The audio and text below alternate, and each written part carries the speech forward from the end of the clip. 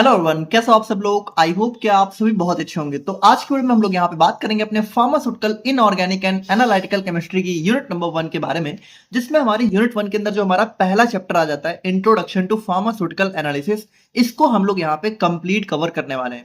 तो देखिए, अगर हम लोग यूनिट 1 को देखें तो यूनिट 1 के अंदर हमारे मेनली 3 टॉपिक्स आ जाते हैं, या फिर कह सकते हो 3 चैप्टर्स आ जाते हैं। पहला आ जाता है इंट्रोडक्शन टू फार्मास्यूटिकल एनालिसिस, जिसको हम लोग यहाँ पे आज की इस वीडियो में कंप्लीट कवर करेंगे, जिसके अंदर हम लोग देखेंगे अपनी डिफरेंट टेक्निक्स ऑफ एनालिसिस, इसका इंट्रोडक्शन देखेंगे। फिर हम लोग यहाँ पे methods of expressing strength of solution और हमारे जो प्राइमरी और सेकेंडरी स्टैंडर्ड्स हैं, इन सभी को हम लोग यहाँ पे आज की इस वीडियो में देखेंगे। बाकी देखिए, अगर हम लोग यहाँ पे बात करें तो इसकी जो भी नोट्स वगैरह होगी वो आप लोग को हमारे ऐप इम्परफेक्ट फार्मेसी पर देखने को मिल जाएगी।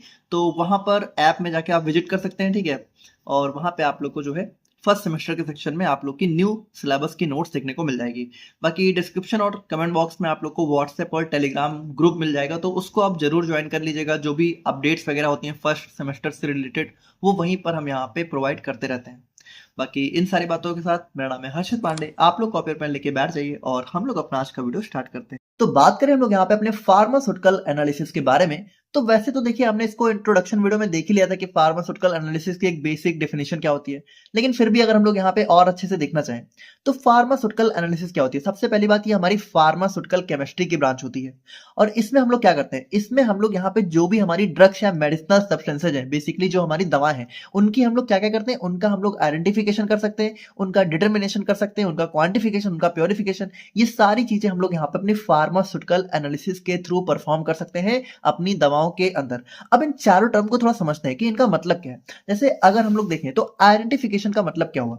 देखो, आइडेंटिफिकेशन का मतलब कि दवा की आइडेंटिटी को ही पता लगाना। जैसे मान लो आप लोग को यहाँ पे कोई दवा दे दी जाए, अब आपको यहाँ पे पता ही ना हो कोई दवा हो, और अगर आपसे कोई पूछे कि आप मुझे बताओ कि ये दवा है कौन सी, तो यहाँ पे हमारे पास कुछ ऐसी एनालिटिकल टेक्निक्स भी अवेलेबल हैं जिनका यूज करके आप लोग ये तक पता लगा सकते हो कि दवा है कौन सी। मतलब अगर दवा के बारे में आप लोग को कुछ भी नहीं पता, फिर भी यहाँ पे हमारी कुछ टेक्निक्स को परफॉर्म करके आप लोग यहाँ पे दवा का कह सकते हो आइडेंटिटी भी पता लगा सकते हो कि दवा है ही कौन सी, दवा का नाम पता लगा सकते हो। तो ये भी हम लोग यहाँ पे अपने फार्मास्यूटिकल एनालिसिस में करते हैं। उसके बाद डिटर्मिनेशन। डिटर्मिनेशन का मतलब होता है किसी दवा की स्पेसिफिक प्रॉपर्टी को पता लगाना। जैसे जो हमारी दवा है, मान लीजिए कि कोई आपसे बोले कि एक दवा है, उसका मेल्टिंग पॉइंट कितना है, उसका बॉइलिंग पॉइंट कितना है, उसकी सॉल्युबिलिटी कितनी है, तो अगर इन सारी प्रॉपर्टी को भी जो पता लगाना होता है वो भी हमारा फार्मास्यूटिकल एनालिसिस के थ्रू हम लोग करते हैं। उसके बाद हमारा क्वांटिफिकेशन। तो क्वांटिफिकेशन का मतलब हो गया कि जो दवा है, ठीक है, वो कितने अमाउंट में है। जैसे मान लीजिए कोई दवा आप लोग को दे दी गई और उस दवा के बारे में अब उसका नाम पता है, आप लोग को वो दवा है कौन सी ये पता है, लेकिन अब वो दवा है कितने अमाउंट में, वो चीज भी आप लोग यहाँ पे फार्मास्यूटिकल एनालिसिस के अंदर पता लगा सकते हो। और उसके बाद प्योरिफिकेशन। तो जो हमारी दवा है वो यहाँ पे प्योर फॉर्म में है कि नहीं है, उसमें कोई इंप्योरिटी तो नहीं है, तो ये सारी चीजें भी हम लोग फार्मास्यूटिकल एनालिसिस के अंदर ही पता लगाते हैं। तो फार्मास्यूटिकल एनालिसिस का बेसिकली यही मतलब होता है कि हम लोग यहाँ पे जो भी हमारी दवा है उसका आइडेंटिफिकेशन, डिटर्मिनेशन, क्वांटिफिकेशन और प्योरिफिकेशन, ये सारी चीजें हम लोग यहाँ पे इसके अंदर करते हैं। बाकी देखिए, it is used to check quality, purity, strength and safety of drug. यानी कि इसमें हम लोग यहाँ पे क्या देखते हैं कि जो भी दवा है उसकी क्वालिटी अच्छी है कि नहीं है, वो यहाँ पे प्योर है कि नहीं, उसमें कोई इंप्योरिटी तो नहीं है, उसकी स्ट्रेंथ, जैसे दवा भी क्या होता है कि अलग अलग पोटेंसी की होती है। देखिए, थोड़ा सा ये सारी चीजें अभी आप लोग आगे ज्यादा अच्छे से समझ पाओगे, बट फिर भी आप लोग सिंपली समझो तो ऐसे समझो कि कुछ कुछ दवाएं ऐसी होती हैं जो बहुत ही कम डोज में अपना असर शो कर देती हैं, और कुछ कुछ दवाएं ऐसी होती हैं जिनकी हमें बहुत ज्यादा डोज लेनी पड़ती है, तब जाके उनका इफेक्ट हमें देखने को मिलता है। तो उनकी स्ट्रेंथ कितनी है कि कितनी कम दवा लेने पे हमें हमारा जो डिजायर्ड इफेक्ट है, यानी जो इफेक्ट हमें चाहिए, वो मिल जा रहा है। और उसके बाद सेफ्टी, कि भाई वो दवा सेफ है कि नहीं है, कहीं दवा में ही तो कोई अनसेफ्टी नहीं है, कोई वही यहाँ पे भी हमारा वही आ जाता है कि हम दवा में कोई इंप्योरिटी तो नहीं है, कोई ऐसी चीजें तो नहीं है जो कि हमें हार्म कर सकती हैं। तो ये सारी चीजें हम लोग यहाँ पे फार्मास्यूटिकल एनालिसिस के थ्रू ही चेक करते हैं। मतलब हमारी कुछ एनालिटिकल टेक्निक्स होती हैं, इनका यूज करके हम लोग यहाँ पे अपने दवा के बारे में सारी चीजें पता लगा लेते हैं। बाकी देखिए, अगर हम लोग वही बात है कि मीनिंग ऑफ डिफरेंट टर्म तो हम लोगों ने देख ही लिया। और अगर हम लोग यहाँ पे बात करें तो देखिए, जो फार्मास्यूटिकल एनालिसिस है, तो मेनली इसके अंदर हम लोग यहाँ पे दो तरह के एनालिसिस करते हैं। देखिए, पहला होता है हमारा यहाँ पे क्वालिटेटिव एनालिसिस, और दूसरा हमारा यहाँ पे आ जाता है क्वांटिटेटिव एनालिसिस। तो देखिए, बहुत ही सिंपल है। जैसे अगर हम लोग यहाँ पे क्वालिटेटिव एनालिसिस की बात करें, तो मान लो हमारे पास यहाँ पे एक सोल्यूशन है और इसके अंदर हमारे कोई 3 कंपोनेंट प्रेजेंट है, और हमें कोई आइडिया ही नहीं है कि ये तीनों है कौन, और हम लोग यहाँ पे अपनी एनालिसिस को परफॉर्म करें और उसके बाद अगर हम लोग यहाँ पे ये पता लगा लें कि ये तीनों है कौन सी चीजें, तो यहाँ पे इस चीज को हम लोग बोलते हैं क्वालिटेटिव एनालिसिस। यानी क्वालिटेटिव एनालिसिस में हम लोग क्या करते हैं, it is a type of analysis used to identify the components present in a sample. यानी हम लोग यहाँ पे ये पता लगाते हैं कि जो भी हमारा अननोन सोल्यूशन है ये है ही कौन सा। जैसे एक सोल्यूशन आप लोगों को दे दिया जाए, बिल्कुल यहाँ पे इसके बारे में आप लोग कोई आइडिया ना हो, ठीक है, और आप लोगों से बोला जाए कि बताओ ये सैंपल है कौन सा, तो उस टाइम आप लोग यहाँ पे जो भी चीज परफॉर्म करके इसका नाम पता लगाओगे, इसकी आइडेंटिटी को पता लगाओगे, तो वो हमारा हो जाता है क्वालिटेटिव एनालिसिस। जैसे एग्जांपल की बात करते हो, एग्जांपल हमारा हो गया ferric chloride test for phenol. जैसे यहाँ पे देखिए होता क्या है कि जो हमारा फिनॉल होता है, जैसे मान लीजिए आप लोग के पास एक अननोन सोल्यूशन है और मान लीजिए अगर इसके अंदर फिनॉल प्रेजेंट है, जैसे एक कंडीशन है कि फिनॉल हो भी सकता है नहीं भी हो सकता है, तो अगर आप लोग को पता लगाना है कि फिनॉल है कि नहीं है, तो इसके लिए आप लोग क्या कर सकते हो कि अगर आप लोग यहाँ पे सोल्यूशन के अंदर फेरिक क्लोराइड को लाके मिक्स करो, तो फेरिक क्लोराइड मिक्स करने पे क्या होता है कि फिनॉल के साथ यहाँ पे क्या होता है कि वो ब्लू या वॉयलेट कलर की प्रॉपर्टी शो करता है। मतलब अगर यहाँ पे इस सोल्यूशन में फिनॉल प्रेजेंट होगा, तो जैसे ही आप लोग यहाँ पे फेरिक क्लोराइड को इसके अंदर मिक्स करोगे, तो ये जो सोल्यूशन है ये हमारा ब्लू या वॉयलेट कलर में कन्वर्ट हो जाएगा। तो अगर ये ब्लू या वॉयलेट कलर में कन्वर्ट हो गया, इसका मतलब क्या है, इसका मतलब फिनॉल प्रेजेंट है, और अगर नहीं हुआ तो इसका मतलब नहीं है। तो यहाँ पे इस तरह के एनालिसिस को हम लोग क्या बोलेंगे, क्वालिटेटिव एनालिसिस, क्योंकि हम लोग यहाँ पे पता लगा रहे हैं कि फिनॉल है कि नहीं है ना। तो जब हम लोग किसी सब्सटेंस की या फिर कह सकते हो किसी कंपोनेंट की प्रेजेंस या एब्सेंस का ही पता लगाते हैं, तो उस चीज को हम लोग बोलते हैं क्वालिटेटिव एनालिसिस। देखिए यहाँ पे हम लोग ये नहीं पता लगाते कि जो सब्सटेंस है वो है कितने अमाउंट में, बस हम लोग ये पता लगाते हैं कि वो है या नहीं है। तो यहाँ पे हमारा दूसरा टाइप आ जाता है क्वांटिटेटिव एनालिसिस। अब जैसे क्वांटिटेटिव, जैसा कि नाम ही इंडिकेट कर रहा है, तो यहाँ पे हम लोग क्या पता लगाते हैं, यहाँ पे हम लोग पता लगाते हैं अपनी क्वांटिटी का। यानी यहाँ पे देखिए, यहाँ पे हमें ये पता होता है कि जो सोल्यूशन है वो है कौन सा, लेकिन हमें यहाँ पे ये नहीं पता होता कि वो कितने अमाउंट में है। जैसे मान लीजिए कि यहाँ पे पहले हमने क्या किया, पहले हमने इन तीनों कंपोनेंट को पता लगाया कि यहाँ पे ये तीनों है कौन से, और हमें पता लगा मान लो कि एक का नाम है ए, दूसरे का नाम है बी और तीसरे का नाम है सी। अब अभी भी हमें ये नहीं पता कि ये तीनों है कितने कितने अमाउंट में। जैसे हो सकता है ए हमारा कुछ ज्यादा अमाउंट में हो सकता है, बी कुछ कम में हो, तो कितने कितने अमाउंट में ये हमें नहीं पता। तो अगर हम लोग यहाँ पे कोई एनालिसिस परफॉर्म करें और उसके बाद अगर हमें ये पता लगे कि जो ए है, ठीक है, मान लेते कि वो हमारा 10 ml है, ठीक है, बी मान लेते कि हमारा यहाँ पे 5 ml है, और सी मान लेते हैं कि हमारे यहाँ पे 8 ml है, तो हम लोगों ने क्या किया, हम लोगों ने यहाँ पे कुछ एनालिसिस परफॉर्म करी और यहाँ पे हमने इनकी क्वांटिटी को भी पता लगा लिया। तो इस चीज को हम लोग बोलते हैं क्वांटिटेटिव एनालिसिस। यानी क्वांटिटेटिव एनालिसिस क्या होता है, it is used to measure the exact amount और concentration of a substance in a solution.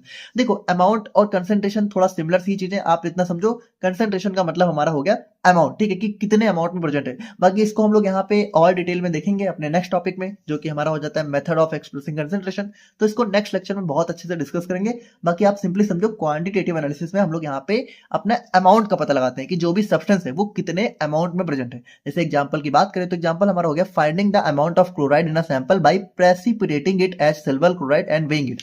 जैसे मान लीजिए कि हमारे पास एक सॉल्यूशन है, ठीक है, अब इसके अंदर मान लीजिए हमारा क्लोराइड प्रेजेंट है, तो हमें ये तो पता है कि इसके अंदर क्लोराइड है, लेकिन अब हमें ये पता लगाना है कि क्लोराइड है कितने अमाउंट में। तो हम लोग क्या कर सकते हैं, हम लोग यहाँ पे इसके अंदर अपना AgNO3 को लाके मिक्स कर देंगे। तो जैसे हम लोग यहाँ पे अपने सिल्वर क्लोराइड, AgNO3 का मतलब होता है सिल्वर नाइट्रेट, ठीक है, तो जैसे हम लोग यहाँ पे AgNO3 को लाके मिक्स करेंगे, तो होगा क्या कि यहाँ पे जो हमारा सिल्वर है ये यहाँ पे इस क्लोराइड के साथ मिलकर क्या करेगा, प्रेसिपिटेट फॉर्म कर लेगा। प्रेसिपिटेट का मतलब होता है एक कह सकते हो ड्राई पाउडर की तरह फॉर्म कर लेगा। जैसे यहाँ पे पहले क्या था, पहले यहाँ पे क्लोराइड यहाँ पे लिक्विड फॉर्म में इसी के साथ मिक्स था, लेकिन जैसे ही हमने AgNO3 को इसके अंदर डाला, तो यहाँ पे क्या हुआ, इसने AgCl का क्लोराइड फॉर्म कर लिया, मतलब प्रेसिपिटेट फॉर्म कर लिया। और इस प्रेसिपिटेट के फॉर्म होते ही क्या होगा, इस प्रेसिपिटेट से हम लोग यहाँ पे फर्दर जो है अपने सिल्वर को अलग करके, और उसके बाद जो भी हमारा बचेगा उसको वेट करके और हम लोग पता लगा लेंगे कि हमारा क्लोराइड कितने अमाउंट में प्रेजेंट था। तो यहाँ पे देखिए हमने क्या लगाया, क्लोराइड के अमाउंट का पता लगाया, तो ये हमारा हो जाता है क्वांटिटेटिव एनालिसिस। तो यहाँ पे देखिए हमने यहाँ पे अपना फार्मास्यूटिकल एनालिसिस का एक इंट्रोडक्शन देख लिया, और अब हम लोग यहाँ पे बात करते हैं अपने मेन टॉपिक के बारे में, जो कि हमारी होने वाली है डिफरेंट टेक्निक्स ऑफ एनालिसिस। तो देखिए जैसा कि हमने अभी तक बात करी कि जो हमारी एनालिसिस होती है उसमें हम लोग यहाँ पे बहुत सारे टेक्निक्स या फिर मेथड्स का यूज करते हैं। तो ये कौन कौन से मेथड्स और टेक्निक्स होते हैं जिनका हम लोग यहाँ पे बेसिकली यूज करते हैं, और कौन से हमें अपने सिलेबस में पढ़ने हैं। तो अगर हम लोग यहाँ पे इन सारे मेथड्स को थोड़ा सा देखना चाहें, तो देखिए इस तरह हमें हमारे यहाँ पे बेसिकली दो टाइप के मेथड्स हमें देखने को मिलते हैं।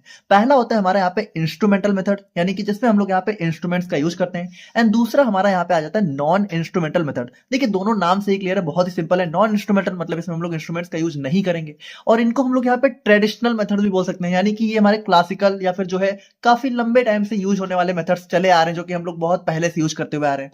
और इंस्ट्रूमेंटल यानी कि ये हमारे कुछ एडवांस मेथड्स हैं, जिनका यूज हम लोग यहाँ पे आज के दिन में ज्यादा करते हैं। अब देखिए यहाँ पे आप लोग को ये थोड़ा सा रफ सा दिख रहा होगा, लेकिन आप लोग नोट्स में देखोगे तो आप लोग को बहुत अच्छे से दिख जाएगा, बहुत ही क्लियर मिल जाएगा, ठीक है। तो आप लोग परेशान मत होइए।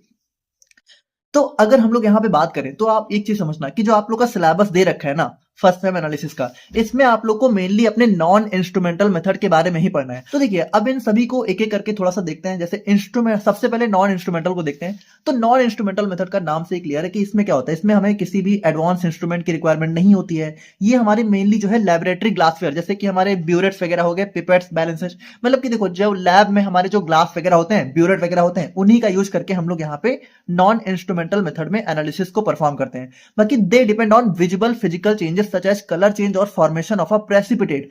अब देखो इन सभी चीजों को बहुत डिटेल में सेकंड यूनिट से हम लोग डिस्कस करेंगे। बाकी आप लोग सिंपली समझो कि यहाँ पे क्या होता है, हम लोग अपनी आंखों से देख के ही पता लगाते हैं। जैसे इसमें या तो कुछ कलर चेंज हो जाता है या तो कुछ मतलब प्रेसिपिटेट फॉर्म हो जाता है, और उसी के बेसिस पे हम लोग पता लगाते हैं कि हमारा जो टाइट्रेशन है या फिर हमारा जो रिजल्ट है वो यहाँ पे आ गया है।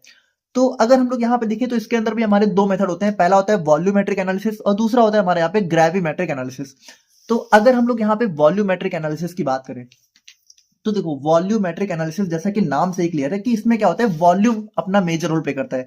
मतलब सिंपली समझो कि ये हमारा क्या होता है, इसमें हमारे लिक्विड इन्वॉल्व होते हैं, तो इसमें वॉल्यूम मेजर रोल प्ले करता है। जैसे यहाँ पे क्या होता है, यहाँ पे हमारा एक होता है टाइट्रेंट, जिसका कंसेंट्रेशन हमें पता होता है। यानी टाइट्रेंट ऐसा सोल्यूशन होता है जिसका अमाउंट हमें पता होता है, और जो एनालाइट होता है ये हमारा वो सोल्यूशन होता है जिसका अमाउंट हमें पता लगाना होता है। मतलब इसकी कंसेंट्रेशन हमें पता लगानी होती है कि कितने कितने अमाउंट में है, और इसको हम लोग पता कैसे लगाते हैं, इसी टाइट्रेंट की हेल्प से। मतलब सिंपल सी बात है, एक हमारा नोन सोल्यूशन होता है, एक अननोन होता है, और इस नोन यानी जिसके बारे में हमें पहले से सारी चीजें पता है, इसकी हेल्प से हम लोग यहाँ पे इस अननोन वाले को भी पता लगा लेते हैं। जैसे कि बाई कैलकुलेटिंग, इसमें क्या होता है और पता कैसे लगाते हैं, बहुत सिंपली अगर आप लोग समझो, वैसे तो आप लोग को ज्यादा नहीं समझ में आएगा, सेकंड यूनिट में बहुत डिटेल में देखेंगे, बट फिर भी अगर आप लोग शॉर्ट में समझो, by calculating volume of titrant we find out the volume amount of analyte. यानी कि यहाँ पे क्या होता है, जो टाइट्रेंट यानी कि जो हमारा नोन वाला सोल्यूशन होता है, इसका कितना वॉल्यूम कंज्यूम हुआ। जैसे हम लोग टाइट्रेशन करते हैं तो इसका वॉल्यूम कंज्यूम होता है। ये देखो ये सारी चीजें बहुत डिटेल में देखेंगे, अभी बस समझ लो, ठीक है, कि इसका वॉल्यूम कितना कंज्यूम होता है, उसको मेजर करके हम लोग इसका वॉल्यूम पता लगा लेते हैं। तो ये हमारा सिंपल सी वॉल्यूमेट्रिक एनालिसिस हो जाती है, और इसी के अंदर हमारे सारे टाइट्रेशन आ जाते हैं। जैसे कि हमारा एसिड बेस टाइट्रेशन, तो देखो एसिड बेस का मतलब इसमें हमारे एसिड बेस होते हैं। रिडॉक्स टाइट्रेशन मतलब कि हमारे इसके अंदर कुछ रिडॉक्स रिएक्शन होती है। प्रेसिपिटेशन टाइट्रेशन मतलब इसके अंदर हमारा कुछ प्रेसिपिटेट फॉर्म होता है। कॉम्प्लेक्सोमेट्रिक मतलब इसके अंदर हमारे कुछ कॉम्प्लेक्स फॉर्म होते हैं। तो ये सारे हमारे जितने भी टाइट्रेशन है ये हमारी वॉल्यूमेट्रिक एनालिसिस के अंदर आ जाते हैं।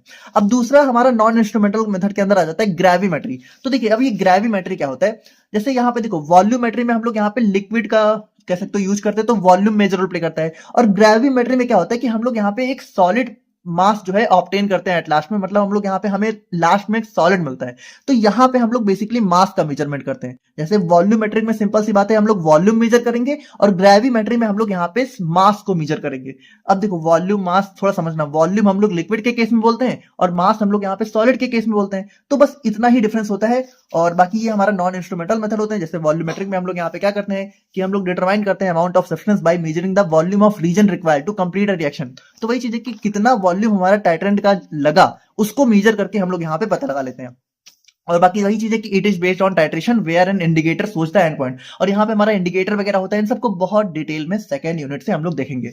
ग्रेविमेट्रिक एनालिसिस की हम लोग बात करें तो इसमें क्या होता है कि हमारा जो एनालाइट है इसको हम लोग यहाँ पे स्टेबल प्योर सॉलिड फॉर्म में कन्वर्ट कर लेते हैं। उसके बाद इसको फिल्टर ड्राई करके वेट कर लेते हैं, और वेट करके हम लोग यहाँ पे क्या होता है, वेट करके हम लोग पता लगा लेते हैं कि कितना अमाउंट है ना। The weight of the precipitate is used to calculate the amount of analyte. तो वही चीज है कि हम लोग यहाँ पे वेट करते हैं, और उस वेट से हम लोग यहाँ पे एनालाइट के अमाउंट का पता लगाते हैं।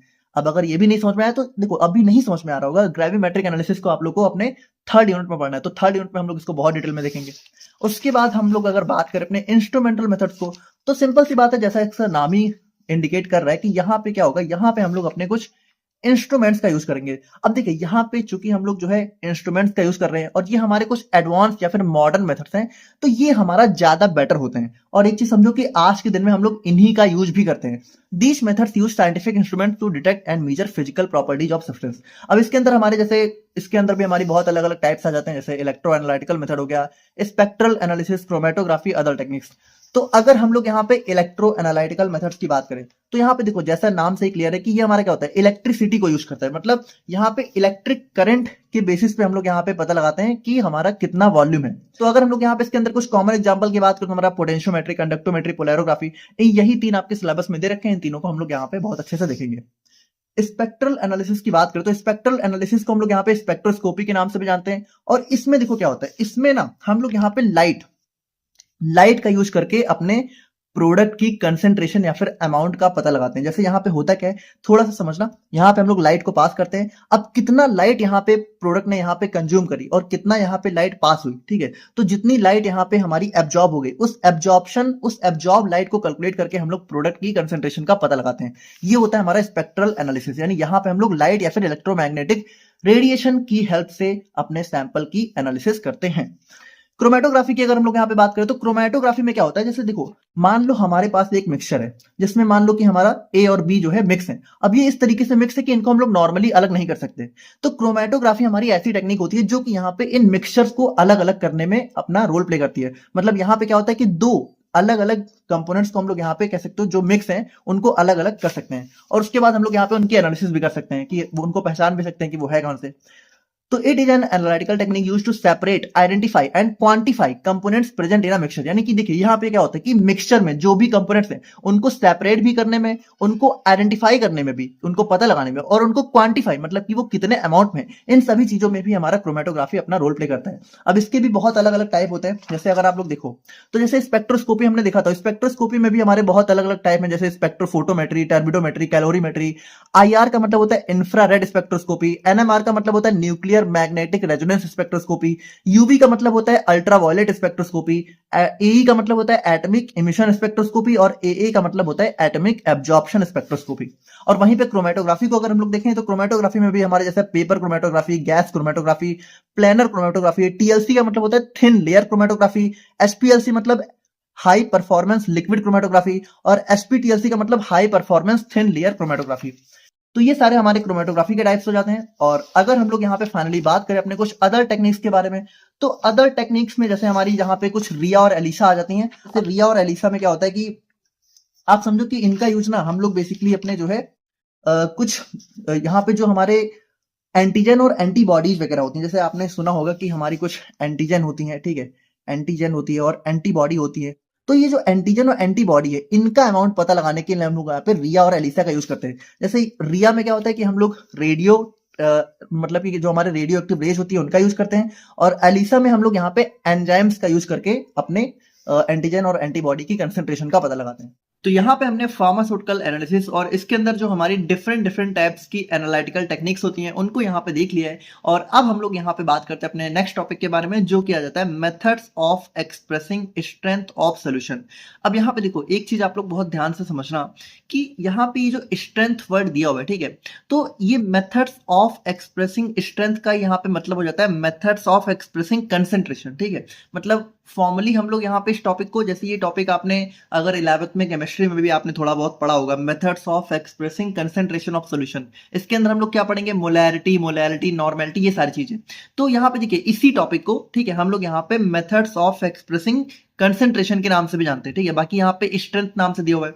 तो अब आप लोग एक चीज समझना कि हम लोग यहाँ पे स्ट्रेंथ की बजाय कंसेंट्रेशन टर्म्स के से ही इसको देखेंगे, बट वहां पे कुछ अलग नहीं है। इतना आप लोग अपने दिमाग में रखना कि जो स्ट्रेंथ है उसी को हम लोग यहाँ पे कंसेंट्रेशन भी बोल सकते हैं, ठीक है।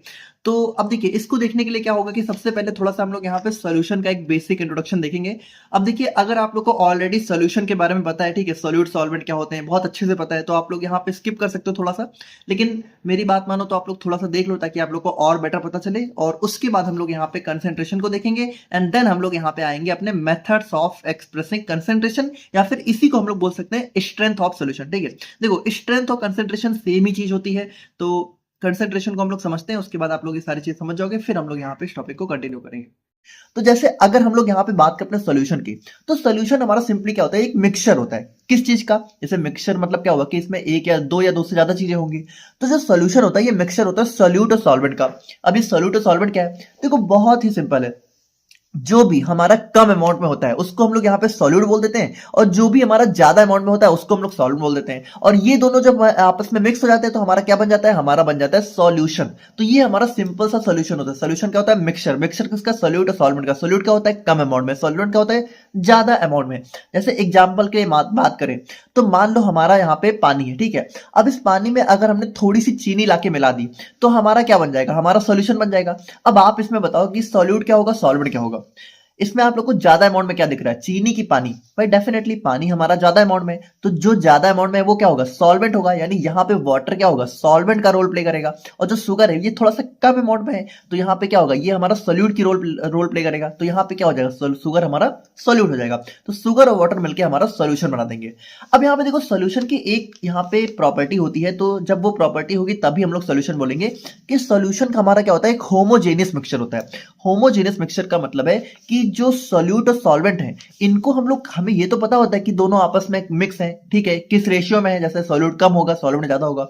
लेकिन सॉल्यूशन बनने के बाद हम जो है इन दोनों को अलग अलग नहीं देख सकते। ये इसकी सबसे बड़ी प्रॉपर्टी होनी चाहिए। जैसे आप यहाँ पे समझो कि मान लो आप यहाँ पे नमक को पानी में मिलाते हो या फिर चीनी को पानी में मिलाते हो, तो एक टाइम के बाद क्या होता है, मिलाते मिलाते एक टाइम के बाद जो चीनी है वो पानी में इस तरीके से घुल जाती है कि आप चीनी को अलग से नहीं देख सकते हो। तो यानी कि जब हम लोग चीनी को पानी में मिलाएंगे तो वो हमारा एक सोल्यूशन बन जाता है। तो उसी चीज को हम लोग सोल्यूशन बोलेंगे। अब जैसे मान लो आप लोग यहाँ पे पानी लो और उसमें थोड़ी सी मिट्टी मिलाओ, तो क्या वो मिट्टी पानी में बिल्कुल अच्छे से घुल जाएगी? नहीं, ऐसा कभी नहीं होगा, ठीक है। मिट्टी को हम लोग हमेशा पानी में अलग से देख सकते हैं, थोड़ी देर बाद क्या होगा, वो नीचे जाके बैठ जाएगी। लेकिन चीनी को जब आप पानी में मिलाओगे तो ऐसा नहीं होगा। चीनी पानी में इस तरीके से घुल जाएगी कि वो यहाँ पे पता ही नहीं चलेगा कि चीनी अलग से भी थी। तो यहाँ पे देखिए सोल्यूशन हम लोग उसी मिक्सचर को बोलेंगे जहां पे सोल्यूट और सॉल्वेंट आपस में इस तरह मिक्स हो जाए कि बाद में हम उनको अलग अलग देख ना सकें। जैसे मिट्टी और पानी को मिलाने पे सोल्यूशन नहीं बनेगा। हम लोग इसमें ये नहीं बोल सकते भले मिट्टी कम अमाउंट में हो, भले पानी ज्यादा अमाउंट में हो, लेकिन वहां पे वो सोल्यूशन है ही नहीं, तो वहां पे हम लोग उसको सोल्यूट सॉल्वेंट बोल ही नहीं सकते। सोल्यूशन हमारा होगा ही तब जब यहाँ पे सोल्यूट और सॉल्वेंट आपस में बहुत अच्छे से मिक्स हो जाए। जैसे एग्जाम्पल के लिए बात माना कि हमारा पानी और जो है दूध, ठीक है, दूध और पानी को आपस में मिलाओ तो क्या होता है कि हम लोग दूध और पानी को अलग अलग देख पाते हैं? नहीं, वो दोनों आपस में बिल्कुल ऐसे मिक्स हो जाते हैं कि जैसे लगता है पूरा का पूरा दूध ही है ना। तो उसको हम लोग यहाँ पे सॉल्यूशन बोल सकते हैं। अच्छा, अब यहाँ पे आप एक बात बताओ, जैसे मान लीजिए ये हमारा मिल्क है, ठीक है, ये हमारा वाटर है। अब आप लोग को दिख रहा है कि मिल्क हमारा ज्यादा अमाउंट में है, वाटर हमारा कम अमाउंट में है, और यहाँ पे दोनों को मिलाएंगे तो मिल्क वाटर का हमारा सोल्यूशन बन जाएगा, ठीक है, जो कि बेसिकली दूध जैसा दिखेगा। लेकिन अब आप मुझे एक बात बताओ कि इसमें सॉल्वेंट क्या होगा, सॉल्यूट क्या होगा? यहाँ पे दोनों लिक्विड है, तो डेफिनेटली आपको सिंपली दिख रहा है कि वाटर हमारा कम अमाउंट में तो हमारा सॉल्यूट का रोल प्ले करेगा, ठीक है। और वहीं दूध हमारा ज्यादा अमाउंट में, मिल्क हमारा, तो ये हमारा सॉल्वेंट का रोल प्ले करेगा, है ना। ये सिंपली आप लोग को दिख रहा है। अब देखिए इन्हीं दोनों को अगर मान लीजिए अब यहाँ पे ऐसे मिलाया जाए कि वाटर हमारा ज्यादा अमाउंट में हो जाए और मिल्क हमारा कम अमाउंट में हो जाए, देखिए अभी भी हमारा बनेगा मिल्क वाटर का सॉल्यूशन है। जैसे इस सॉल्यूशन को हम लोग क्या बोलेंगे, वाटर मिल्क सॉल्यूशन, और इस वाले को भी क्या बोलेंगे, वाटर मिल्क सॉल्यूशन। लेकिन अब यहाँ पे बताइए, अब यहाँ पे वाटर जो यहाँ पे सॉल्यूट था, क्या यहाँ पे अभी भी ये सॉल्यूट होगा? नहीं होगा, क्योंकि ये हमारा ज्यादा अमाउंट में हो गया। तो अब यहाँ पे वाटर क्या, सॉल्वेंट का रोल प्ले करने लगा। तो यहाँ पे देखो इस चीज से नहीं मतलब है कि कंपोनेंट कौन सा है, जैसे इससे नहीं मतलब है कि कोई वाटर है तो वो हमेशा सॉल्वेंट ही होगा। डिपेंड करता है कि वो अमाउंट में कितना है। अगर कम अमाउंट में तभी वो सॉल्वेंट होगा, और ज्यादा अमाउंट में मतलब कम अमाउंट में है तभी वो सॉल्यूट होगा, अगर ज्यादा अमाउंट में तब जाके वो सॉल्वेंट बनेगा, है ना। तो वो चीज यहाँ पे डिपेंड करती है। थोड़ा सा आई होप कि आप लोग को इस चीज को क्लियर होगा। तो देखो यहाँ पे ठीक है, हम लोग समझ गए कि हमारा सॉल्यूशन क्या होता है। हम लोगों ने देखा कि हमारा सॉल्यूट सॉल्वेंट का मिक्सचर होता है, सॉल्यूट एक से ज्यादा भी हो सकता है, ठीक है। ये सारी चीजें हमने देखी। लेकिन अब आखिर हमने सॉल्यूशन को देखा क्यों और इसका कंसंट्रेशन से क्या लेना देना है? तो देखिए बिल्कुल कंसंट्रेशन का इसी से लेना देना है। जैसे कंसंट्रेशन का मतलब ही क्या है, concentration refers to amount of solute present in a given amount of solvent और सॉल्यूशन। यानी कंसंट्रेशन का मतलब ही होता है कि कितना अमाउंट ऑफ सॉल्यूट हमारा सॉल्वेंट में प्रेजेंट है। तो उसको जो हम लोग डिफाइन करते हैं ना, तो उसको डिफाइन करने की जो कह सकते हो एक मेजरमेंट करने की एक यूनिट हमारी कंसंट्रेशन होती है। जैसे कि अगर मान लीजिए हम यहाँ पे बोले कि मैंने यहाँ पे पानी लिया, ठीक है, अब पानी में मैंने चीनी मिलाया, तो चीनी मिलाया, ठीक है, तो समझ में आ रहा है कि हाँ चीनी सॉल्यूट है और पानी हमारा सॉल्वेंट है, तो ये हमारा एक सॉल्यूशन बन जाएगा।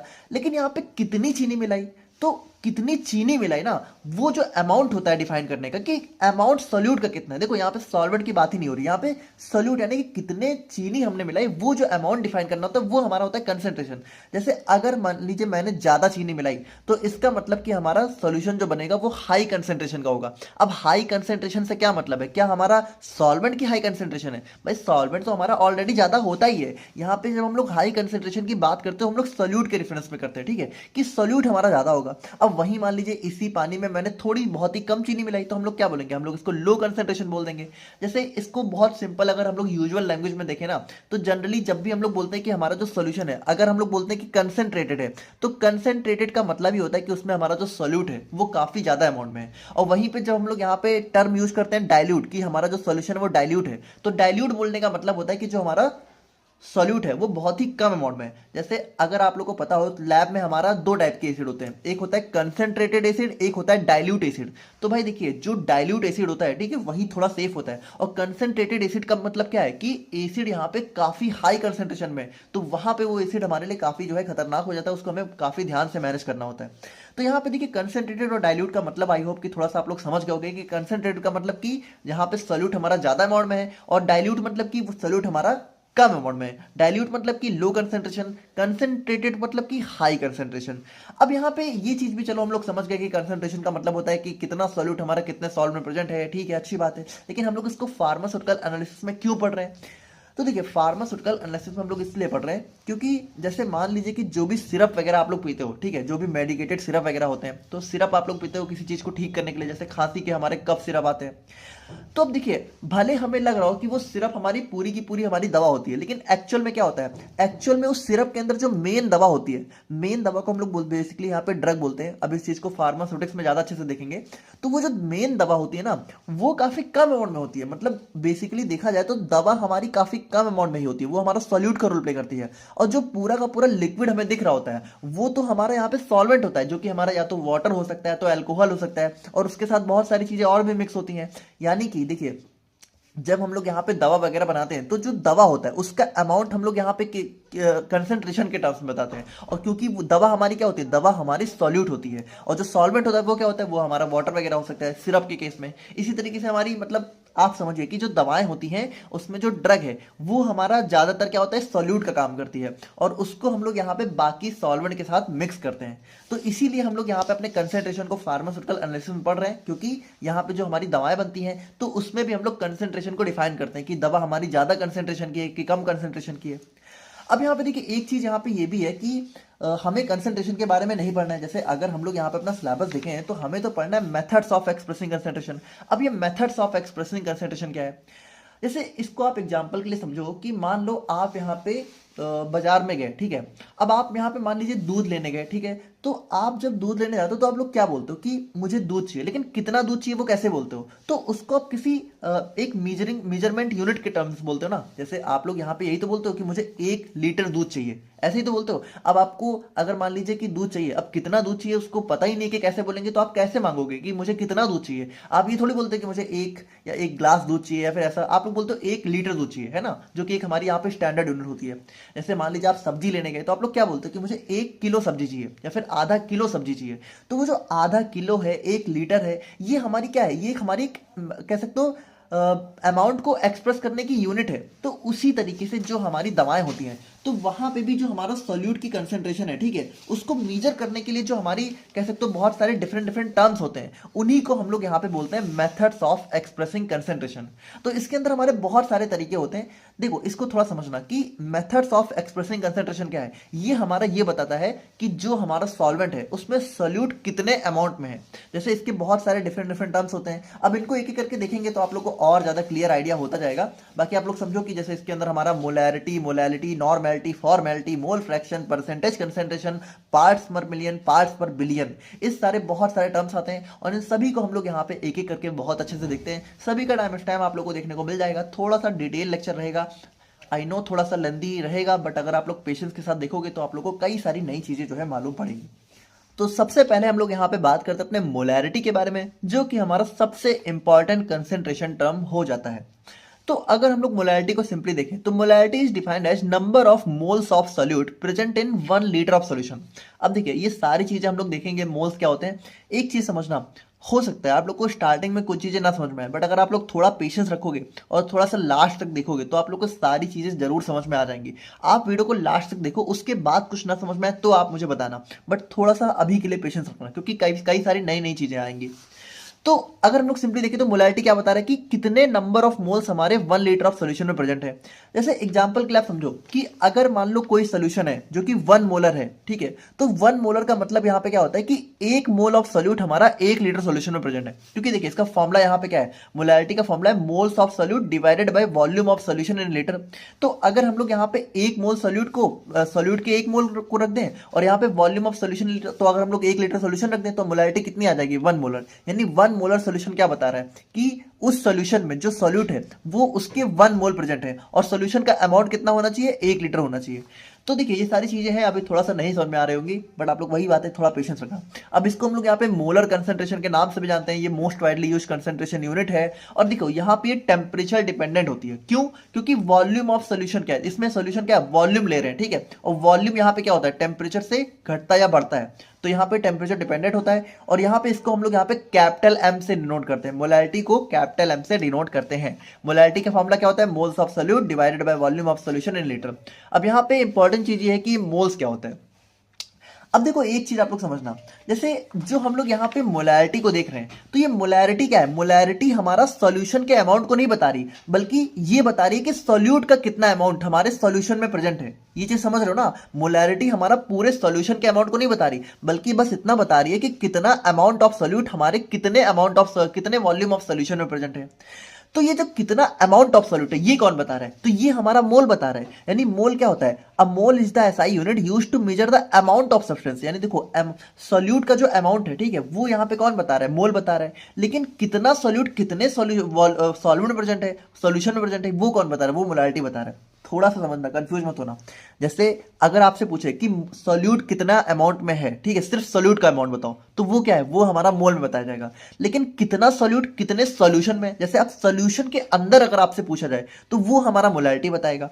तो जैसे देखो मोल क्या होता है, मोल हमारा होता है कि कितना अमाउंट है सब्सटेंस का। जैसे नॉर्मली मान लीजिए कि आप सब्जी लेने जाते हो, तो सब्जी आप लोग बोलते हो 1 किलो सब्जी दे दो, तो उसी तरीके से जो हमारे केमिकल कंपाउंड्स होते हैं, तो उनमें जो अमाउंट होता है उसको हम लोग मोल में बताते हैं। जैसे अगर मान लीजिए कि हम लोग बोल रहे हैं कि 1 मोल है किसी भी केमिकल का, किसी भी सब्सटेंस का, तो उस 1 मोल के अंदर हमारे कितने 6.022 इंटू 10⁻23 पार्टिकल होते हैं उस सब्सटेंस के। एग्जाम्पल के लिए आप लोग समझो कि अगर आपसे कोई बोल रहा है कि वाटर का 1 मोल है, तो 1 मोल वाटर का मतलब है कि उस 1 मोल में मतलब कि हमारे 6.022 इंटू 10⁻23 वाटर मॉलिक्यूल्स प्रेजेंट हैं। अगर आपसे कोई बोल रहा है कि यहां पर 1 मोल वाटर है, तो इसका मतलब उस 1 मोल वाटर में इतने अमाउंट ऑफ पार्टिकल प्रेजेंट है वाटर के, ठीक है, इतने वाटर मॉलिक्यूल्स प्रेजेंट हैं। और इसको हम लोग यहाँ पे स्मॉल एन से डिनोट करते हैं। और यहाँ पे इसका फॉर्मूला क्या होता है, इसको हम लोग कैसे निकालेंगे, तो इसका फॉर्मूला होता है given mass divided by molar mass. अब इसको थोड़ा समझना कि कभी भी अगर आपसे यहाँ पे मोल को डिफाइन करने को बोला गया, तो मोल को डिफाइन करने के लिए यहाँ पे एक अमाउंट पहले से दिया होता है। जैसे हमेशा दिए गए अमाउंट में हम लोग मोल को डिफाइन करते हैं। जैसे एक एग्जाम्पल से अगर हम लोग यहाँ पे देखें, तो मान लीजिए आप लोगों से क्वेश्चन में पूछा गया कि find molarity of 80 grams of NaOH dissolved in 4000 ml of solution. अब देखिए अगर हमें मोलैरिटी निकालनी है तो हमें सबसे पहले क्या निकालना होगा, सबसे पहले हमें उस सॉल्यूट के मोल्स निकालने होंगे। अब सॉल्यूट यहाँ पे क्या है, देखो सॉल्यूट हमारा NaOH है और डिजॉल्व किसमें है, हमारा 4000 ml सॉल्यूशन में डिजॉल्व है। तो यहाँ पे जो सॉल्यूट है, ठीक है, तो उसके हमें मोल्स निकालने पड़ेंगे, क्योंकि देखो यहाँ पे तो ये 80 ग्राम दिया हुआ है ना, तो मोल्स कैसे निकालेंगे, मोल्स का फॉर्मूला क्या होता है, given mass divided by molar mass. तो यहाँ पे देखो गिवन मास कितना है, गिवन मास है 80 ग्राम, और मोलर मास क्या होता है भाई, देखो मोलर मास होता है हमारा एटॉमिक मास। जैसे एटॉमिक नंबर होता है उसी तरीके से एटॉमिक मास होता है। देखो molar mass, atomic mass, molecular weight, ये तीनों यहाँ पे सेम चीजें हैं, अलग अलग नाम से हम लोग जानते हैं। तो मोलर मास निकालने के लिए हम लोग क्या करेंगे भाई, जैसे मान लीजिए हमें NaOH का मोलर मास निकालना है, तो इस NaOH में जितने भी हमारे कह सकते हो एटम्स प्रेजेंट है, उन सभी का हम लोग यहाँ पे जो मॉलिक्यूलर वेट है उसको यहाँ पे जोड़ देंगे, तो हमारा मोलर मास निकल आएगा। जैसे अगर हम लोग यहाँ पे देखें तो जो सोडियम है उसका मॉलिक्यूलर वेट कितना होता है, 23 होता है, ठीक है। ऑक्सीजन का कितना होता है, 16, और हाइड्रोजन का 1 होता है। देखिए ये सारी चीजें हमें पहले से पता होती हैं। थोड़ा बहुत केमिस्ट्री अगर आप लोग को पता हो तो समझ में आ रहा होगा। जैसे एक होता है एटॉमिक नंबर, एक होता है एटॉमिक वेट। तो एटॉमिक वेट इन तीनों का देखिए ये होता है, जैसे सोडियम का एटॉमिक वेट होता है 23 ऑक्सीजन का 16 होता है और हाइड्रोजन का 1 होता है। तो इन तीनों को जोड़ देंगे तो कितना आएगा 40। यानी कि देखो यहाँ पे दिया कितना हुआ है 80 ग्राम, ठीक है। तो मास गिवन हो गया 80 और डिवाइडेड बाय मोलर मास कितना है हमारा निकाला हमने, तो निकल के आया कितना 40। तो हम लोग जब डिवाइड करेंगे तो कितना आ जाएगा 2। यानी यहाँ पे इस पार्टिकुलर क्वेश्चन में नंबर ऑफ मोल कितना निकल के आया 2 मोल। अब यहाँ पे मोलैरिटी को निकालना है तो मोलैरिटी का फॉर्मूला क्या होता है mass of solute divided by volume, moles of solute divided by volume of solution. तो यहाँ पे देखो मोल्स कितना है 2 और वॉल्यूम ऑफ सोल्यूशन कितना दिया हुआ है 4000 ml। तो अब आप मुझे एक बात बताओ कि यहाँ पे हम लोग वॉल्यूम कितना रखेंगे 4000 ml रखेंगे क्या। भाई हम लोगों ने यहाँ पे क्या देखा मोलैरिटी का फॉर्मूला क्या है volume of solution in litre, litre में रखना है। तो यहाँ पे दिया किसमें दिया तो यहाँ पे ml में है और ml को लीटर में कन्वर्ट करना है तो 1000 ml में कितना होता है 1 लीटर। तो 4000 ml में कितना लीटर होगा 4 लीटर। तो यहाँ पे वॉल्यूम कितना हो जाएगा 4। तो 2 डिवाइडेड बाय 4 कितना आ जाएगा 0.5। यानी यहाँ पे मोलैरिटी कितनी निकल के आई 0.5। तो इस तरीके से हम लोग यहाँ पे मोलैरिटी को फाइंड करते हैं। आई होप कि आप लोग थोड़ा समझ रहे होगे, ठीक है। मोलैरिटी मतलब क्या होता है कि कितना अमाउंट ऑफ जो है सोल्यूट हमारे कह सकते हो हमारे सॉल्वेंट में डिजॉल्व है, तो उसको डिफाइन करने की जो यूनिट होती है वो हमारी मोलैरिटी होती है। नाउ नेक्स्ट हम लोग यहाँ पे बात करें अपने मोलैलिटी के बारे में। तो देखिए अभी हमने क्या देखा मोलैरिटी और यहाँ पे हम लोग क्या देखने वाले मोलैलिटी। वहां पे आर था यहाँ पे एल है। अब दोनों में डिफरेंस देखिए ज्यादा नहीं होता है। जैसे वहां पे हमने देखा था number of moles of solute, यहाँ भी number of moles of solute है। बस वहां पे हमने क्या देखा अपना present in 1 litre of solution और यहाँ पे क्या है present in 1 kilogram of solvent. यानी देखिए दो चीजें जनरल हुई। वहां पे क्या था हमारा सॉल्यूशन था, यहाँ पे क्या आ गया सॉल्वेंट। वहां पे हमारा क्या था लीटर था, यहाँ पे क्या आ गया केजी। तो बस इतना ही डिफरेंस होता है। यानी यहाँ पे हम लोग कितने किलोग्राम ऑफ सॉल्वेंट में हमारा जो सॉल्यूट है वो प्रेजेंट है उसको हम लोग यहाँ पे डिफाइन करते हैं। अब इसको हम लोग यहाँ पे मोलल कंसेंट्रेशन के नाम से जानते हैं, उसको हम लोग क्या मोलर और इसको मोलल, ठीक है। और बाकी ये हमारी टेम्परेचर इंडिपेंडेंट यूनिट होती है। क्यों? क्योंकि देखिए यही इसका सबसे बड़ा फायदा है और इसी के लिए हम लोगों ने मोलैलिटी को यहाँ पे कह सकते हो पढ़ते भी हैं, वरना तो मोलैलिटी से हमारा काम चल जाता।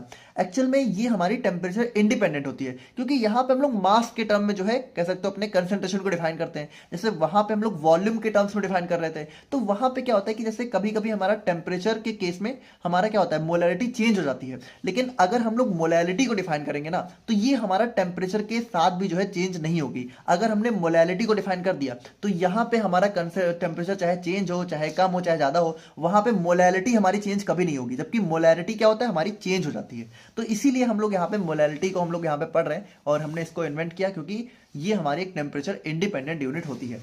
ऐसे इसको भी अगर हम लोग यहाँ पे एक एग्जाम्पल के साथ देखें तो नंबर ऑफ मोल्स तो आप लोग समझ ही गए। अब मान लीजिए आप लोगों से पूछा है define the molality of 40 gram of NaOH dissolved in 540 gram of solution.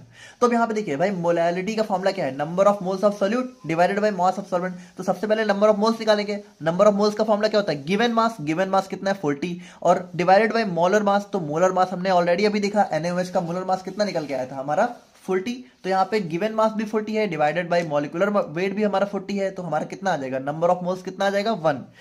अब यहाँ पे मोलैलिटी का फॉर्मूला क्या है नंबर ऑफ मोल्स, तो नंबर ऑफ मोल्स कितने 1 और divided by mass of solvent. अब यहाँ पे देखिए मास ऑफ सॉल्वेंट पूछा गया है। अब यहाँ पे दिया क्या है दिया तो हमारा मास ऑफ सॉल्यूशन है और सॉल्यूशन का मास कितना दिया है 540 ग्राम। तो भाई देखिए ये जो 540 ग्राम दिया है सबसे पहले इसको समझना ये हमारा क्या है सॉल्यूशन का मास है, सॉल्यूशन का। जबकि हमें रखना किसका है सॉल्वेंट का। तो सॉल्वेंट क्या होता है सॉल्वेंट मतलब कि सॉल्यूट प्लस सॉल्वेंट हमारा इज इक्वल टू सॉल्यूशन होता है।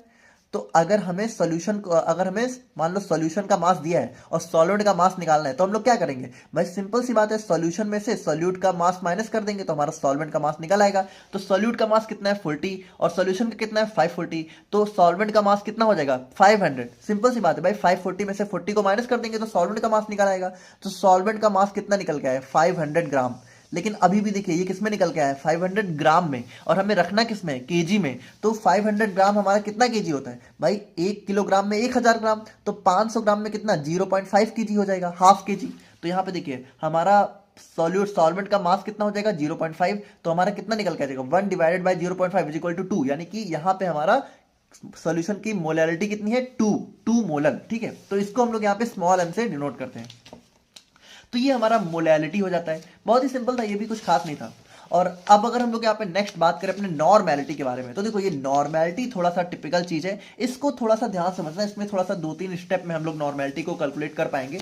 जैसे अगर नॉर्मेलिटी को हम लोग देखें तो यहाँ पे नॉर्मेलिटी क्या होता है, it is defined as number of gram equivalent of solute present per litre of solution.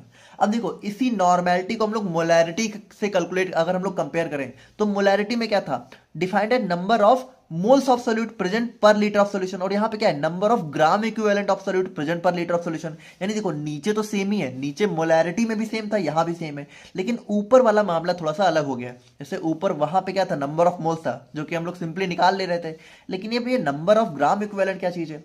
तो अब देखो ये नंबर ऑफ ग्राम इक्विवेलेंट थोड़ी सी टेढ़ी खीर है। जैसे इसको अगर हम लोग देखें तो ग्राम इक्विवेलेंट को हम लोग कैसे निकालते हैं, number of gram equivalent is the amount of substance divided by its equivalent weight. यानी कि नंबर ऑफ ग्राम इक्विवेलेंट को निकालने का फॉर्मूला क्या होता है कि जितना मास दिया हो, देखो यहाँ पे भी गिवन मास पे ही निकालते हैं, तो मास दिया होता है डिवाइडेड बाय इक्विवेलेंट वेट। अभी इक्विवेलेंट वेट क्या होता है, अब ये भी हमारा टेढ़ी खीर हो गया भाई।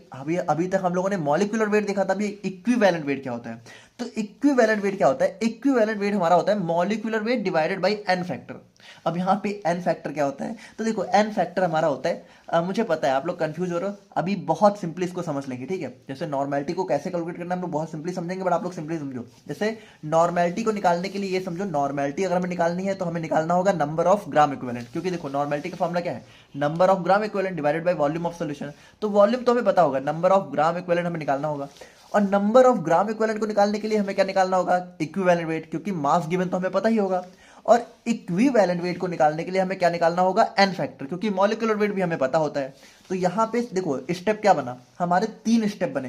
पहला हमें फाइंड करना होगा एन फैक्टर, क्योंकि एन फैक्टर निकालेंगे तभी इक्विवेलेंट वेट पता चलेगा। और सेकंड स्टेप हमारा आ जाएगा इक्विवेलेंट वेट, जब इक्विवेलेंट वेट पता चल जाएगा तो हमारा ग्राम इक्विवेलेंट पता चल जाएगा। और फिर थर्ड स्टेप हमारा फाइनली हो जाएगा नंबर ऑफ ग्राम इक्विवेलेंट। जब ये पता चल जाएगा तो हमारी नॉर्मेलिटी भी पता चल जाएगी। तो हम लोग यहाँ पे नीचे से शुरू करेंगे। सबसे पहले हम लोग यहाँ पे जो भी हमारा क्वेश्चन दिया होगा उसमें सबसे पहले हम लोग एन फैक्टर को निकालेंगे। एन फैक्टर निकालने के बाद हम लोग यहाँ पे अपना कह सकते हो इक्विवेलेंट वेट को कैलकुलेट करेंगे, और इक्विवेलेंट वेट को कैलकुलेट करने के बाद हम लोग यहाँ पे अपना नंबर ऑफ ग्राम इक्विवेलेंट को निकालेंगे। तो इस तरीके से हमारे 3 स्टेप में यहाँ पे ये चीजें डिफाइन होती हैं। अब यहाँ पे देखिए सबसे पहले हम लोग इसी एन फैक्टर को समझते हैं, क्योंकि सबसे पहले तो हमें इसी को फाइंड करना है ना। तो एन फैक्टर होता क्या है, देखो एन फैक्टर कुछ खास नहीं होता है। जैसे एन फैक्टर हमारा जो है सबके केस में अलग अलग होता है। जैसे एसिड, अगर मान लो कोई एसिड हमारा दिया हुआ है तो एसिड के केस में हमारा एन फैक्टर क्या होता है, depends on replaceable H plus ion, यानी कि कितने H प्लस आयन जो हमारा एसिड है वो यहाँ पे डिसोशिएट कर रहा है, वो हमारा होता है एसिड के केस में एन फैक्टर। जैसे मान लो सिंपली हम लोग बात करें HCl, तो HCl आपको पता है कि HCl हमारा H प्लस और Cl माइनस में कह सकते हो डिसोशिएट होता है, ब्रेक डाउन होता है। तो यहाँ पे जब HCl यहाँ पे डिसोशिएट होता है तो कितने H प्लस रिलीज कर रहा है, एक ही H प्लस रिलीज कर रहा है। तो यहाँ पे क्या है, यहाँ पे इस केस में एन फैक्टर कितना हो जाएगा, रिप्लेसेबल, मतलब देखो जितने H प्लस रिलीज करेगा उतने ही H प्लस वो रिप्लेस भी कर सकता है, इतना सिंपली समझो। तो जितने H प्लस रिलीज करेगा वही उसके एन फैक्टर हो जाएगा। तो यहाँ पे एन फैक्टर क्या हो गया, 1, क्योंकि एक ही H प्लस रिलीज कर रहा है। अब वही मान लो अगर हम लोग H2SO4 को देखें तो H2SO4 भी हमारा एसिड है, लेकिन जब ये डिसोशिएट होता है तो ये कैसे टूटता है, 2H plus plus SO4 2 minus. तो यहाँ पे देखो ये कितने H प्लस रिलीज कर रहा है, 2H प्लस। तो यहाँ पे एन फैक्टर की वैल्यू कितनी हो जाएगी, 2। तो हमें ये देखना होगा कि जिस भी चीज का हम लोग यहाँ पे एन फैक्टर निकाल रहे हैं, ठीक है, तो वो है क्या। सबसे पहले अगर वो एसिड है तो हम लोग यहाँ पे देखेंगे कि वो कितने H प्लस को रिलीज कर रहा है, जितने H प्लस रिलीज करेगा वही उसका एन फैक्टर हो जाएगा। बेस, अगर मान लो बेस है तो बेस के केस में हो जाएगा रिप्लेसेबल OH माइनस आयन, यानी कि कितने OH माइनस रिलीज कर रहा है। जैसे NaOH के केस में अगर हम लोग देखें जो कि हमारा बेस होता है, तो ये हमारा Na प्लस और OH माइनस में ब्रेक डाउन होता है। तो यहाँ पे देखो ये कितने OH माइनस रिलीज कर रहा है, 1, यानी कि यहाँ पे एन फैक्टर की वैल्यू कितनी हो जाएगी, 1। और अगर मान लो कोई सॉल्ट दिया है, जैसे NaCl हमारा क्या होता है, सॉल्ट होता है, तो सॉल्ट के केस में हो जाता है टोटल पॉजिटिव या फिर टोटल निगेटिव चार्ज। यानी कि देखो जब सॉल्ट डिसोशिएट होता है तो कितने पॉजिटिव या कितने निगेटिव चार्ज हमारे आ रहे हैं, क्योंकि दोनों बराबर ही होते हैं, जितने पॉजिटिव उतने निगेटिव, तभी हमारा सॉल्ट बनता है। तो जैसे NaCl को अगर हम लोग यहाँ पे डिसोशिएट करें तो ये Na प्लस और Cl माइनस में डिसोशिएट होता है। तो यहाँ पे देखो एक ही पॉजिटिव है एक ही निगेटिव है, तो यानी कि यहाँ पे एन फैक्टर कितना हो जाएगा भाई, देखो या तो पॉजिटिव को काउंट करेंगे या तो निगेटिव को, दोनों को नहीं। तो अगर हम लोग पॉजिटिव देखें तो कितना, 1, और निगेटिव देखें तो भी 1, तो दोनों सेम ही रहेगा। इतना समझो, सॉल्ट के केस में चाहे पॉजिटिव आयंस को काउंट करो चाहे नेगेटिव आयंस को, दोनों हमेशा सेम ही रहेंगे। तो ये हो जाता है एन फैक्टर। जैसे अब अगर हम लोग यहाँ पे इस नॉर्मेलिटी को एक एग्जांपल से देखें तो आप लोग बहुत इजीली समझ जाओगे। जैसे मान लीजिए आप लोगों से क्वेश्चन में सिंपली पूछा कि find normality of 49 gram H2SO4 dissolved in 2 litre of solution. अब यहाँ पे देखिए हम लोगों ने क्या देखा कि सबसे पहला स्टेप हमारा क्या होता है, सबसे पहला स्टेप होता है हमारा यहाँ पे एन फैक्टर। ठीक है, तो एन फैक्टर यहाँ पे क्या होता है, मतलब कि कितने, अब यहाँ पे पूछा किसका गया H2SO4 का। अब H2SO4 क्या है, एसिड है। एसिड के केस में एन फैक्टर क्या होता है, number of replaceable H plus ion. ठीक है, कि कितने H प्लस वो रिप्लेस कर रहा है। तो यहाँ पे H2SO4 कैसे डिस्ट्रीब्यूट होता है, 2H plus plus SO4 2 minus, यानी यहाँ पे एन फैक्टर की वैल्यू कितनी आ गई, 2 आ गई। ठीक है, तो एन फैक्टर हमने सबसे पहले निकाल लिया। अब सेकंड स्टेप हमारा क्या है, इक्विवेलेंट वेट को फाइंड करना। अब इक्विवेलेंट वेट को हम लोग कैसे कैलकुलेट करेंगे भाई, इक्विवेलेंट वेट का फॉर्मूला होता है molecular weight divided by n factor. अब मॉलिक्यूलर वेट क्या होगा भाई, जैसे जो हमारा H2SO4 है इसमें हमारा मॉलिक्यूलर वेट कितना निकल के आएगा, जैसे हाइड्रोजन का मॉलिक्यूलर वेट होता है 1, अब यहाँ पे प्रेजेंट कितना है, 2 हाइड्रोजन है, तो इसका मॉलिक्यूलर वेट यहाँ पे हो गया 2। अब SO यानी कि जो हमारा सल्फर है इसका मॉलिक्यूलर वेट कितना होता है, तो 32। अब ये प्रेजेंट कितना है, एक ही तो सल्फर है, तो एक ही सल्फर है, तो यहाँ पे 32 हो गया। और जो ऑक्सीजन है इसका मॉलिक्यूलर वेट होता है 16, लेकिन कितने ऑक्सीजन है, 4 ऑक्सीजन है, तो इसका मॉलिक्यूलर वेट कितना हो जाएगा यहाँ पे टोटल 64। तो यहाँ पे जब इन तीनों को जोड़ेंगे 2 प्लस 32 प्लस 64 तो कितना आ जाएगा 98। यानी कि यहाँ पे देखो, यहाँ पे जो हमारा मॉलिक्यूलर वेट कितना है निकल के आया 98, और एन फैक्टर कितना निकल गया है 2। तो molecular weight divided by n factor यानी 98 डिवाइडेड बाय 2, यानी इक्विवेलेंट वेट हमारा यहाँ पे कितना निकल गया 49। अब यहाँ पे सेकंड स्टेप क्या है, सेकंड स्टेप हमारे यहाँ पे ग्राम इक्विवेलेंट को कैलकुलेट करना। देखो हम लोगों ने एन फैक्टर फाइंड किया, कितना आया 2, इक्विवेलेंट वेट कितना आया हमारे यहाँ पे जो है 49। तो अब हम लोग क्या निकालेंगे, अब हम लोग निकालेंगे नंबर ऑफ ग्राम इक्विवेलेंट। और नंबर ऑफ ग्राम इक्विवेलेंट का फॉर्मूला क्या होता है भाई, ग्राम इक्विवेलेंट का फॉर्मूला होता है mass given upon equivalent weight. तो मास कितना गिवन है 49, तो यहाँ पे हम लोगों ने 49 रखा, और इक्विवेलेंट वेट कितना निकल गया है 49, यानी ये भी 49 निकल गया है। तो 49 डिवाइडेड बाय 49 कितना हो गया 1, यानी ग्राम इक्विवेलेंट कितना निकल के आया 1। अब यहाँ पे हमें फाइनल स्टेप में क्या कैलकुलेट करना है, अब हमें कैलकुलेट करना है हमारी नॉर्मेलिटी। तो नॉर्मेलिटी का फॉर्मूला क्या होता है, gram equivalent divided by volume of solution in litre. तो ग्राम इक्विवेलेंट कितना निकल के आया 1, और वॉल्यूम ऑफ सॉल्यूशन कितना है हमारा 2 लीटर। ठीक है, तो 1 divided by 2 is equal to कितना आ जाएगा 0.5, यानी नॉर्मेलिटी कितने निकल के आ गई 0.5 नॉर्मल। तो देखो ये यहाँ पे होता है नॉर्मेलिटी को कैलकुलेट करने का तरीका। आई नो थोड़ा सा टिपिकल है, बट अगर आप लोग देखोगे तो बहुत ही सिंपल है। एक बार यहाँ पे अगर नहीं समझ में आया तो रिवाइंड करके देख लेना। जैसे हम लोग यहाँ पे फिर से अगर देखें तो सबसे पहले हम लोग यहाँ पे एन फैक्टर निकालेंगे। एन फैक्टर क्या होता है कि एसिड के केस में कितने H प्लस रिलीज हो रहे हैं, बेस के केस में कितने OH माइनस रिलीज हो रहे हैं, सॉल्ट के केस में कितने पॉजिटिव या फिर कितने नेगेटिव आयंस हैं। उसके बाद हम लोग कैलकुलेट करेंगे इक्विवेलेंट वेट। ठीक है, तो इक्विवेलेंट वेट क्या होता है हमारा molecular weight divided by n factor. और उसके बाद हम लोग निकालेंगे ग्राम इक्विवेलेंट। ग्राम इक्विवेलेंट क्या होता है mass given divided by equivalent weight. और उसके बाद हम लोग फाइनली हमारा नॉर्मेलिटी को कैलकुलेट कर लेंगे। तो ये होता है हमारे यहाँ पे नॉर्मेलिटी। आई होप कि आप लोग यहाँ पे समझ गए होंगे, थोड़ा सा टिपिकल था बट आई होप कि आप लोगों को क्लियर हो ही गया होगा। तो नाउ अब हम लोग यहाँ पे बात करते हैं अपने फॉर्मेलिटी के बारे में। तो देखो बात करें हम लोग यहाँ पे फॉर्मेलिटी के बारे में, तो ये जो फॉर्मेलिटी है ना ये बिल्कुल हमारा मोलैरिटी के जैसा ही होने वाला है। मतलब आप कह सकते हो मोलैरिटी का ही दूसरा नाम फॉर्मेलिटी होता है। बस आप ऐसे समझो कि मोलैरिटी हम लोग कैलकुलेट करते हैं नॉन आयनिक कंपाउंड्स के केस में, और फॉर्मेलिटी हम लोग निकालते हैं आयनिक कंपाउंड के केस में। मतलब अगर मान लो कोई आयनिक कंपाउंड है तो उस केस में हमें अगर मोलैरिटी बतानी है तो हम लोग मोलैरिटी नहीं बल्कि फॉर्मेलिटी बताते हैं। तो बेसिकली आप इतना समझो कि होता सब कुछ सेम है। मतलब यहाँ पे हम लोग यहाँ पे कह सकते हो सबसे पहले नंबर ऑफ मोल्स वगैरह कैलकुलेट करेंगे, बस जो नाम होगा ना उसको हम लोग नॉर्मेलिटी की मोलैरिटी के बजाय फॉर्मेलिटी बोल देंगे। अब देखो ऐसा क्यों करते हैं, क्योंकि जैसे मोलैरिटी क्या होती है कि मोलैरिटी हम लोग यहाँ पे किसी कंपाउंड की कैलकुलेट करते हैं। अब जैसे यहाँ पे मान लो जैसे ये आयनिक कंपाउंड है NaCl, अब जैसे ही हम लोग यहाँ पे इसको क्या होगा सोल्यूशन में डिप करेंगे तो ये डिसोशिएट हो जाएगा। तो जब ये यहाँ पे डिसोशिएट हो गया जैसे Na प्लस और Cl माइनस में, तो अब मोलैरिटी यहाँ पे कंपाउंड की रही नहीं, बल्कि ये मोलैरिटी हमारी आयंस की हो जाएगी। और आयंस मतलब अब यहाँ पे Na की अपनी मोलैरिटी हो जाएगी और क्लोराइड की यहाँ पे अपनी मोलैरिटी हो जाएगी। इसीलिए इस केस में हम लोग क्या करते हैं फॉर्मेलिटी को कैलकुलेट करते हैं। और फॉर्मेलिटी हमेशा यहाँ पे अनडिसोशिएटेड कंपाउंड की कैलकुलेट करी जाती है। मतलब जो यहाँ पे नॉन आयनिक फॉर्म होता है हमारे आयनिक कंपाउंड्स का, उनकी हम लोग यहाँ पे फॉर्मेलिटी कैलकुलेट करते हैं। देखो आयनिक मतलब क्या होता है कि जो डिसोशिएट हो जाए, नॉन आयनिक का मतलब कि जो डिसोशिएट ना हो। जैसे NaCl क्या होता है बहुत जल्दी डिसोशिएट हो जाता है, इसलिए हम लोग इसको आयनिक कंपाउंड बोलते हैं। तो इस केस में हम लोग फॉर्मेलिटी को कैलकुलेट करते हैं। अब इसका फॉर्मूला क्या होता है, देखो इसका फॉर्मूला होता है number of formula weight of solute divided by volume of solution in litre. तो अगर हम लोग मोलैरिटी से कैलकुलेट करें, कंपेयर करें, तो नीचे तो सेम ही है, नीचे वहां भी वॉल्यूम ऑफ सॉल्यूशन था, यहां भी वॉल्यूम ऑफ सॉल्यूशन है, बस वहां पे ऊपर क्या था नंबर ऑफ मोल, यहां पे क्या आ गया नंबर ऑफ फॉर्मूला वेट। तो ये फॉर्मूला वेट क्या चीज है, कुछ नहीं, नंबर ऑफ मोल का ही दूसरा नाम फॉर्मूला वेट यहां पे रख दिया गया है। जैसे मोलैरिटी का दूसरा नाम फॉर्मेलिटी, उसी तरीके से नंबर ऑफ मोल्स का दूसरा नाम यहाँ पे नंबर ऑफ फॉर्मूला वेट रख दिया गया। तो इसको कैलकुलेट कैसे करेंगे, बिल्कुल सेम जैसे हम लोग मोलैरिटी करते थे, मोल करते थे, तो मोल को हम लोग कैसे कैलकुलेट करते थे, given mass divided by molar mass. बिल्कुल सेम हम लोग यहाँ पे इसको भी कैलकुलेट करेंगे। बाकी देखो, इसको हम लोग यहाँ पे एफ यानी कैपिटल एफ से डिनोट करते हैं, और इसको हम लोग यहाँ पे फॉर्मल कंसेंट्रेशन के नाम से भी जानते हैं। और अगर हम लोग यहाँ पे इसको एग्जाम्पल से देखें तो आप लोग बहुत सिंपली समझ जाओगे। जैसे मान लो कि हमें बोला गया कि 117 gram of NaCl dissolved in 1 litre of solution, now calculate its formality. तो सबसे पहले हम लोग क्या निकालेंगे, सबसे पहले हम लोग फॉर्मूला वेट निकालेंगे। अब फॉर्मूला वेट निकालने का फॉर्मूला क्या होगा भाई, सिंपल सी बात है, वही फॉर्मूला होगा जो हमारा नंबर ऑफ मोल्स का था, mass given divided by formula mass. अब देखो वहां पे mass given divided by molar mass बोलते थे, यहाँ पे उसी चीज को फॉर्मूला मास बोल देंगे। फॉर्मूला मास क्या कोई अलग चीज है, नहीं, हमारा वही मोलर मास ही होता है, मॉलिक्यूलर वेट ही होता है, बस यहाँ पे हम लोग फॉर्मेलिटी के केस में उसको फॉर्मूला मास बोल देते हैं। तो यहाँ पे देखो गिवन मास कितना है 117 ग्राम, और यहाँ पे जो NaCl है इसका अगर हम लोग यहाँ पे मॉलिक्यूलर वेट देखें तो Na का होता है 23, Cl का होता है 35.5, यानी टोटल इसका मॉलिक्यूलर वेट कितना आ जाएगा 58.5। तो इसका मॉलिक्यूलर वेट आ जाएगा 58.5, तो जब हम लोग दोनों को डिवाइड करेंगे तो हमारा आंसर आ जाएगा 2, यानी नंबर ऑफ फॉर्मूला वेट कितना निकल के आया 2। तो फॉर्मेलिटी इज इक्वल टू क्या हो जाएगा, नंबर ऑफ फॉर्मूला वेट जो कि 2 निकल के आया, और volume of solution in litre जो कि हमारा 1 है, तो हमारा फॉर्मेलिटी कितना आ जाएगा 2F। तो देखिए इस तरीके से हम लोग फॉर्मेलिटी को कैलकुलेट करते हैं। फॉर्मेलिटी में क्या डिफरेंस होता है, इसको हम लोग यहाँ पे आयनिक कंपाउंड के केस में कैलकुलेट करते हैं, मोलैरिटी को हम लोग यहाँ पे नॉन आयनिक कंपाउंड के केस में करते हैं, बस इतना ही डिफरेंस होता है, बाकी ज्यादा इसमें कोई डिफरेंस नहीं होता है। बाकी देखिए जो number of formula weight of solute है, इसी को हम लोग यहाँ पे नंबर ऑफ 4 मोल्स भी बोल देते हैं कहीं कहीं, ठीक है।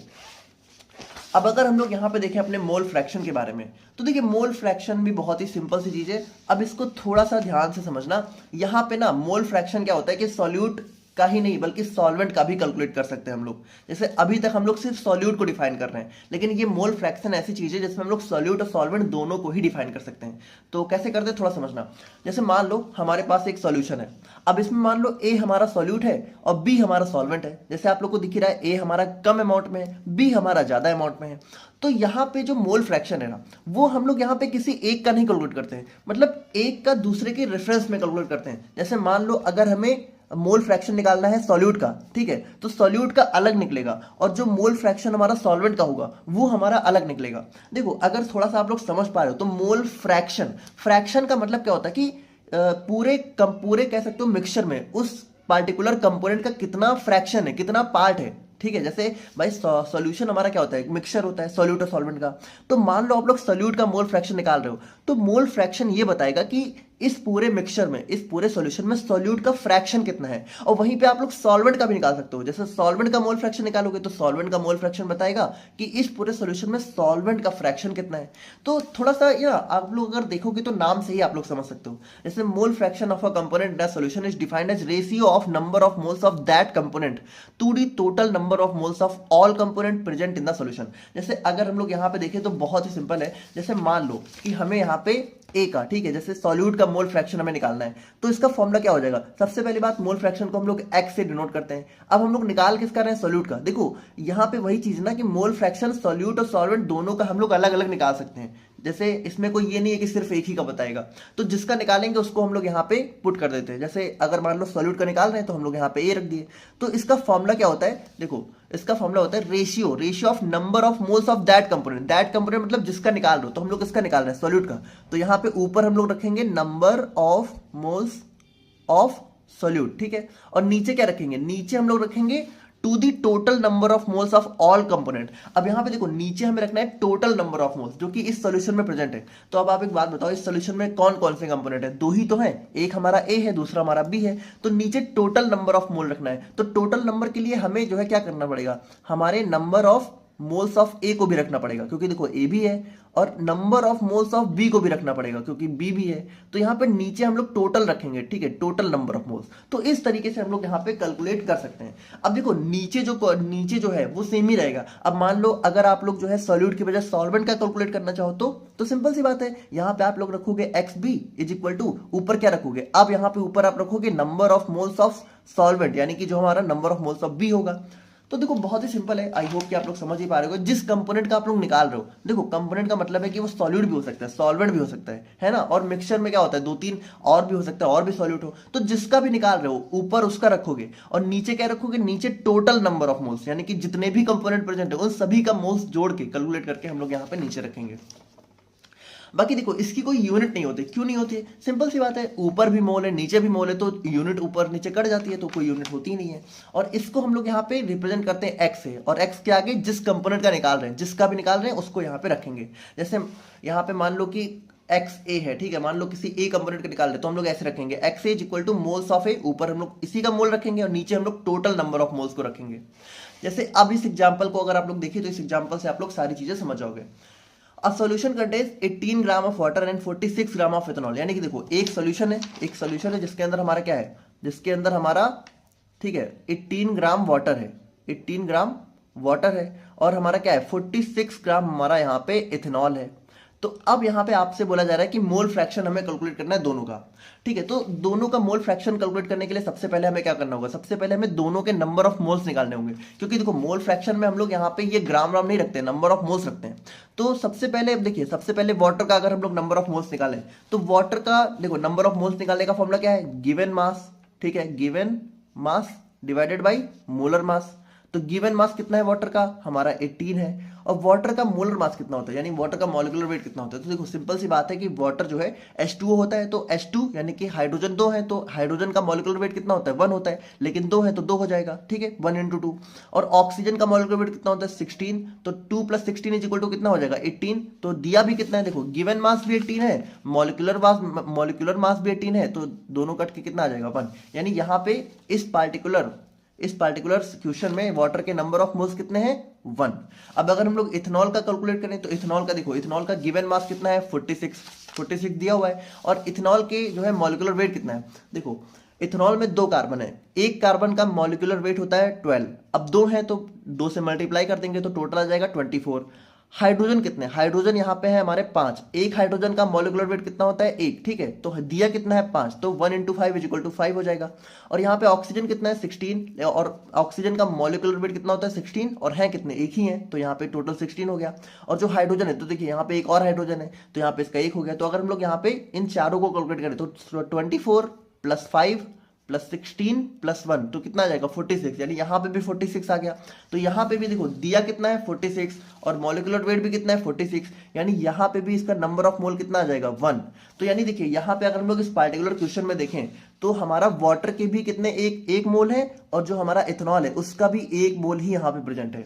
जैसे क्वांटिटी भले अलग अलग है, लेकिन नंबर ऑफ मोल दोनों के सेम ही प्रेजेंट है। तो अब अगर हमसे पूछा गया है कि क्या दोनों के हमें दोनों का मोल फ्रैक्शन हमें अलग अलग बताना है, तो देखो सिंपल सी बात है, एक्स ऑफ वाटर, यानी कि देखो वाटर का मोल फ्रैक्शन हमें निकालना है, तो सबसे पहले ऊपर क्या रखेंगे, number of moles of water, तो वाटर के नंबर ऑफ मोल कितना है 1, और नीचे क्या रखेंगे, टोटल नंबर ऑफ मोल। तो टोटल देखो वाटर का भी नंबर ऑफ मोल कितना है 1, और एथेनॉल का भी 1, यानी टोटल कितना हो जाएगा, 1 + 1 इज इक्वल टू 2।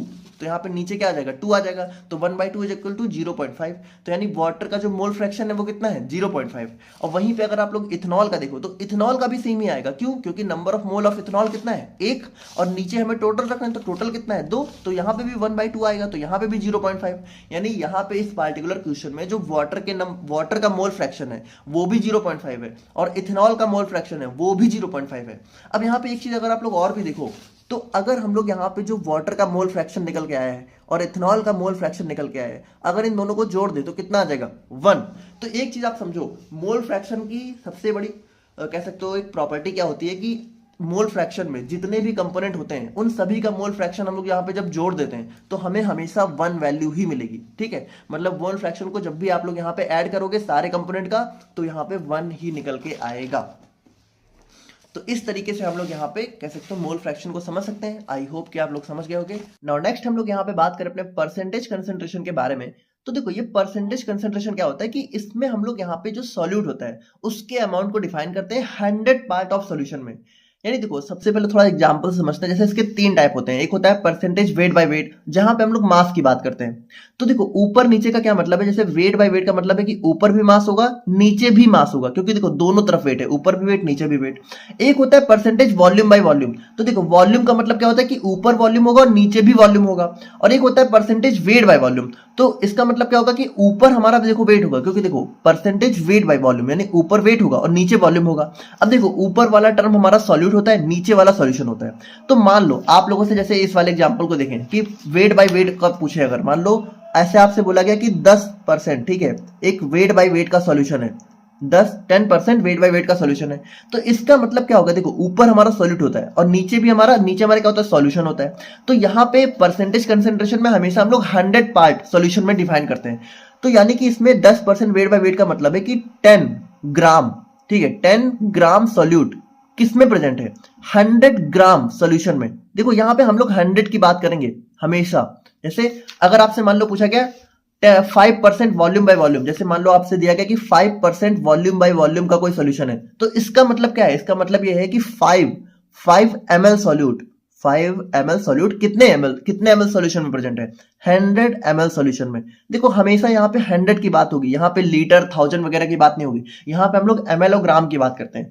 तो अगर वॉल्यूम बाय वॉल्यूम है तो ml की बात होगी, अगर ग्राम है तो, अगर वेट बाय वेट है तो हमारा ग्राम की बात होगी। अब जैसे एक हमारा टर्म आ जाता है वेट बाय वॉल्यूम। अब देखो वेट बाय वॉल्यूम का मतलब क्या हो गया, ऊपर तो हमारा ग्राम होगा लेकिन नीचे हमारा ml आ जाएगा। तो ऊपर हमारा क्या होता है, सॉल्यूट। जैसे मान लो आपसे बोला गया 8% वेट बाय वॉल्यूम का हमारा कोई सॉल्यूशन है, तो इसका मतलब यह है कि इसमें 8 ग्राम सॉल्यूट कितने ml, देखो अब यहां पे नीचे क्या होगा, 8 ग्राम सॉल्यूट प्रेजेंट होगा 100 ml सॉल्यूशन में, क्योंकि देखो सॉल्यूशन के केस में वॉल्यूम है और हमारा सॉल्यूट के केस में वेट है। तो सॉल्यूट हम लोग रखेंगे ग्राम में और सॉल्यूशन हम लोग रखेंगे ml में, लेकिन हमेशा सॉल्यूशन को हम लोग यहाँ पे 100 रखेंगे। जैसे अगर वेट है तो 100 ग्राम और वॉल्यूम है तो 100 ml। तो ये चीज आप लोग समझ गए होंगे, बहुत ही सिंपल था। जैसे इसको एक एग्जाम्पल से अगर हम लोग यहाँ पे समझे तो देखो a solution contain 5 gram of solute dissolved in 95 gram of water, find its weight by weight percentage. तो देखो वेट बाय वेट परसेंट का फॉर्मूला क्या है, mass of solute divided by mass of solution into 100। तो यहाँ पे simple सी बात है, मास ऑफ सॉल्यूट कितना दिया है, 5 ग्राम, और मास ऑफ सॉल्यूशन, तो देखो यहाँ पे वाटर क्या है, वाटर तो एक सॉल्वेंट है ना, जब वाटर और इस सॉल्यूट को मिलाएंगे तब सॉल्यूशन बनेगा। तो वाटर का वेट कितना दिया हुआ है, 95 ग्राम, और सॉल्यूशन का कितना दिया हुआ है, 5 ग्राम। तो दोनों को जब हम लोग ऐड करेंगे तब सॉल्यूशन का वेट आएगा, सॉल्यूशन का मास आएगा। तो यहाँ पे देखो ऊपर हमारा कितना, ऊपर हमारा सॉल्यूट का मास जो कि 5 ग्राम, और नीचे हमारा सॉल्यूशन का मास जो कि क्या होगा 95 + 5 यानी कि 100 ग्राम। तो 5 डिवाइडेड बाय 100 इंटू 100, क्योंकि हम लोग परसेंटेज में कैलकुलेट कर रहे हैं, तो कितना आ जाएगा, सिंपल सी बात है 100 कट जाएगा, 5% आ जाएगा। तो यहाँ पे देखो यही चीज है ना कि अगर हम लोग यहां से ही देखें तो 5% वेट बाय वेट सॉल्यूशन निकला। तो 5% वेट बाय वेट सॉल्यूशन का मतलब क्या निकला कि 5 ग्राम, देखो 5 ग्राम सॉल्यूट 100 ग्राम सॉल्यूशन में डिजॉल्व है। तो यही होता है परसेंटेज कंसेंट्रेशन में, क्या होता है कि ऊपर हमारा सॉल्यूट होता है, नीचे हमारा सॉल्यूशन होता है, और जो सॉल्यूशन होता है उसको हम लोग 100 पार्ट में कैलकुलेट करते हैं। जैसे सिंपल सी बात है, यहाँ पे मान लो 1% वेट बाय वेट है, तो 1% वेट बाय वेट का मतलब क्या है कि 1 ग्राम सॉल्यूट 100 ग्राम सॉल्यूशन में डिजॉल्व है। आई होप कि आप लोग यहाँ पे आप समझ गए होंगे। और अब अगर हम लोग यहाँ पे अपने दो थोड़े से लेस डिस्कस और रियल टर्म्स की बात करें तो हमारा जाता है पार्ट्स पर मिलियन और पार्ट्स पर बिलियन। अब देखो है ये बहुत इंटरेस्टिंग चीज, तो इसको थोड़ा समझना। जैसे अगर मान लो आपसे बोला गया पार्ट्स पर मिलियन का, सबसे पहली बात अगर हम लोग मतलब देखें तो इसका मतलब होता है एक पार्ट सॉल्यूट 1 लाख और 10 लाख, यानी 1 मिलियन का मतलब क्या होता है 10 लाख। यानी कि अगर आपसे बोला गया पार्ट्स पर मिलियन तो इसका मतलब होता है कि सॉल्यूट का एक पार्ट सॉल्वेंट के या फिर सॉल्यूशन के 10 लाख पार्ट में डिजॉल्व है। जैसे इसको थोड़ा सा ना समझना कि मान लो आपसे बोला गया कि 1 लीटर वाटर है, ठीक है, तो 1 लीटर वाटर को अगर हम लोग यहाँ पे mg यानी कि मिलीग्राम में देखें तो लगभग यहाँ पे 10 लाख मिलीग्राम होता है, ठीक है, अप्रोक्सीमेटली 1 लीटर वाटर के अंदर 10 लाख मिलीग्राम होते हैं। अब अगर मान लो आपसे बोला गया कि इस 1 लीटर वाटर में 1 mg फ्लोराइड यहाँ पे डिजॉल्व है, तो अगर हम लोग यहाँ पे इस 1 mg फ्लोराइड की जो है कह सकते हो कंसेंट्रेशन को बताना चाहें कि किस तरीके से है इसकी कंसेंट्रेशन, तो हम लोग क्या बोलेंगे कि इस फ्लोराइड का 1 ppm इस वाटर में है। 1 ppm का मतलब क्या हो गया, देखो 1 mg fluoride 10 lakh mg water molecule में प्रेजेंट है। तो यहाँ पे क्या हो गया, देखो सोल्यूट का एक पार्ट, यानी कि देखो जो फ्लोराइड है उसका एक पार्ट सॉल्यूशन के जो कि हमारा कह सकते हो वाटर है उसके 10 लाख पार्ट में डिजॉल्व है। देखो यहाँ पे सॉल्यूशन और सॉल्वेंट लगभग लगभग बराबर हो जाएंगे क्योंकि सॉल्यूट का पार्ट ही कितना है। तो हम लोग कह सकते हैं कि चलो देखो, अगर मान लो हम लोग सॉल्यूशन ही देखें तो वाटर का कह सकते हो 10 लाख हो गया और हमारा सॉल्यूट का 1, तो यहाँ पे हम लोग बोल देंगे 10 लाख 1, तो वो लगभग लगभग बराबर हो गया। समझ लो आप लोग, थोड़ा समझने वाली बात है। तो यहाँ पे वही चीज है कि पार्ट्स पर मिलियन का मतलब होता है, जैसे आप लोगों से बोला गया कि 1 ppm, किसी भी चीज का 1 ppm बोला गया। मान लो आपसे बोला गया कि एक एक्स पार्टिकुलर सॉल्यूट है, ठीक है। अब इसका 1 ppm हमारा किसी सॉल्यूशन में डिजॉल्व है। इसका मतलब क्या है कि ये जो एक्स है ना, इसका एक पार्ट सॉल्यूशन के 10 लाख पार्ट में डिजॉल्व है। तो मतलब बहुत ही लो कंसेंट्रेशन, बहुत ही ज्यादा डाइल्यूट सॉल्यूशन के केस में हम लोग यहाँ पे इस पार्ट्स पर मिलियन को बताते हैं। आप समझो ना कि 10 लाख सॉल्वेंट के पार्ट में एक हमारा जो है सॉल्यूट है, तो कितना ही होगा, मतलब लगभग ना के बराबर। अब चलो, अगर आप लोग को पार्ट्स पर मिलियन भी इतना कम लग रहा है तो पार्ट्स पर बिलियन को अगर हम लोग देखें तो ये तो कुछ अलग ही चला गया। मतलब यहाँ पे क्या हो गया, यहाँ पे अब हमारा होता है कि सॉल्यूट का एक पार्ट सॉल्वेंट के 100 करोड़ पार्ट में डिजॉल्व है। मतलब कि जो सॉल्यूशन है, ठीक है, देखो सॉल्यूशन सॉल्वेंट यहाँ पे लगभग सिमिलर हो जाएंगे, इसलिए आप लोग कंफ्यूज मत होना कि सॉल्यूशन सॉल्वेंट में बार बार ऐसे क्यों बोल रहा हूँ। ठीक है, सॉल्यूशन ही समझ लो आप लोग। यहाँ पे आप समझो कि सॉल्यूशन के 100 करोड़, मान लो एक सॉल्यूशन है तो उसके 100 करोड़ मॉलिक्यूल में सॉल्यूट का एक मॉलिक्यूल डिजॉल्व है। तो इस चीज को हम लोग बोलेंगे पार्ट्स पर बिलियन। जैसे अब अगर हम लोग यहाँ पे यहीं पे देखें तो जो 1 लीटर वाटर है, अगर हम लोग इसको माइक्रोग्राम में कन्वर्ट करें तो लगभग हम लोग कह सकते हैं कि 100 करोड़ माइक्रोग्राम होंगे, ठीक है, 100 करोड़ माइक्रोग्राम होंगे। अब अगर मान लो इस 1 लीटर वाटर में 1 माइक्रोग्राम लेड डिजॉल्व है तो हम लोग इसको बोल सकते हैं कि लेड की जो कंसेंट्रेशन है वो 1 ppb है। यानी कि देखो 1 माइक्रोग्राम लेड हमारा 100 करोड़ माइक्रोग्राम वाटर में हमारा डिजॉल्व है। तो हम लोग बोल सकते हैं कि यहाँ पे लेड की जो कंसेंट्रेशन है वाटर में वो कितनी है, 1 पार्ट पर बिलियन। देखो सिंपल सी बात है, पार्ट पर बिलियन यानी 1 बिलियन में एक। तो यहां पे आप समझ रहे हो, बहुत ही ज्यादा लो कंसेंट्रेशन को डिफाइन करने के लिए हम लोग पार्ट्स पर बिलियन का यूज करते हैं। तो आई होप कि आप लोगों को समझ में आ रहा होगा कि पार्ट्स पर मिलियन और पार्ट्स पर बिलियन हमारे जो है कह सकते हो ऐसे सॉल्यूट की कंसेंट्रेशन को बताने के लिए यूज करे जाते हैं जहां पे सॉल्यूट की कंसेंट्रेशन बहुत ही ज्यादा कम होती है। मतलब बहुत बहुत बहुत ज्यादा डाइल्यूट सॉल्यूशन के केस में हम लोग इन टर्म्स का यूज करते हैं सॉल्यूट की अमाउंट को बताने के लिए। तो यहाँ पे देखिए हमने अपने methods of expressing strength of solution को भी देख लिया और अब हम लोग यहाँ पे फाइनली बात करते हैं अपने प्राइमरी एंड सेकेंडरी स्टैंडर्ड्स के बारे में, जो कि हमारा यहाँ पे लास्ट टॉपिक होने वाला है और इसी के साथ हमारा यहाँ पे पहला चैप्टर यहाँ पे कंप्लीट हो जाएगा। तो देखो बात करें हम लोग यहाँ पे स्टैंडर्ड्स के बारे में, तो अभी के लिए आप लोग यहाँ पे भूल जाओ कि हम लोग इसको फार्मास्यूटिकल एनालिसिस में पढ़ रहे हैं। सबसे पहले अगर हम लोग यहाँ पे स्टैंडर्ड वर्ड का ही मतलब समझें तो इस स्टैंडर्ड को हम लोग यहाँ पे बहुत सिंपली समझे तो हम लोग कह सकते हैं कि जो स्टैंडर्ड होता है ना, ये हमेशा क्या होता है, ये हमेशा बहुत ही आइडियल होता है या फिर ये हमेशा जो है बहुत ही ऑलवेज करेक्ट होता है या फिर इसके बारे में हमें सारी चीज़ें पता होती हैं या फिर कह सकते हो ये हमारा सबसे सुप्रीम होता है। मतलब आप ऐसे समझो कि स्टैंडर्ड हमारी वो चीज़ होती है जिससे हम लोग यहाँ पे दूसरी चीज़ों को कंपेयर करते हैं।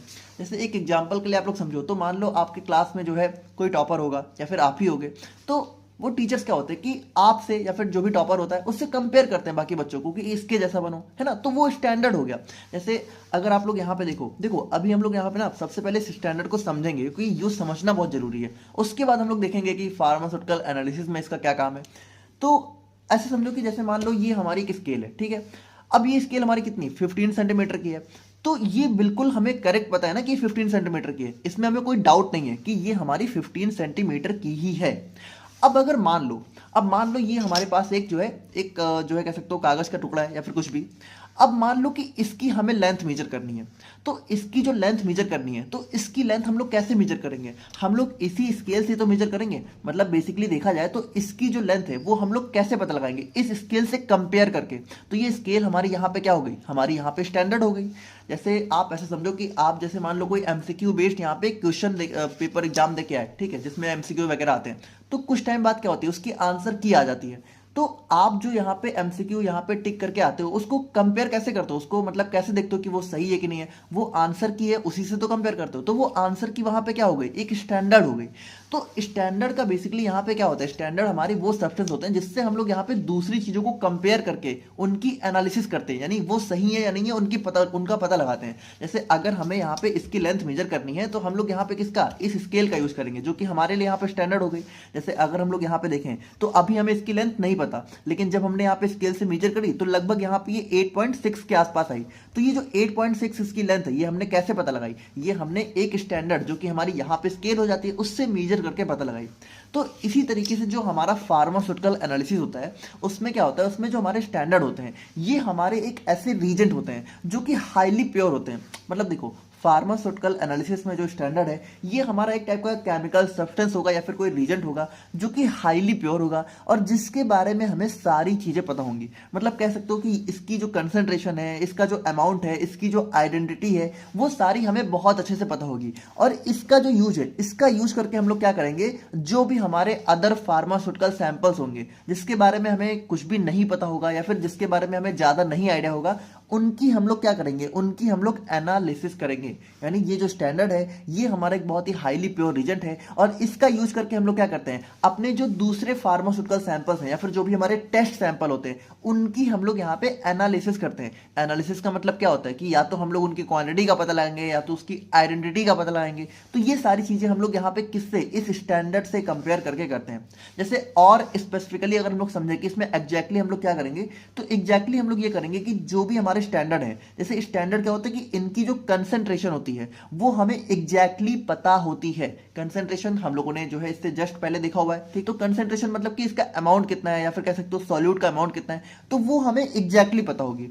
और इस स्टैंडर्ड का यूज करके जिसकी कंसंट्रेशन हमें एग्जैक्टली पता है, हम लोग अपने ऐसे सैंपल्स की कंसंट्रेशन का पता लगाएंगे जो कि हमें नहीं पता है। यानी देखो स्टैंडर्ड क्या है, वो सब्सटेंस जिसकी कंसंट्रेशन हमें एग्जैक्टली पता है, मतलब हमें कोई डाउट नहीं है, इसकी कंसंट्रेशन हमें एकदम एग्जैक्ट पता है और इसकी हेल्प से हम लोग यहाँ पे ऐसे सैंपल्स की कंसंट्रेशन का पता लगाएंगे जो कि हमें नहीं पता है। तो ये हमारा हो जाता है स्टैंडर्ड।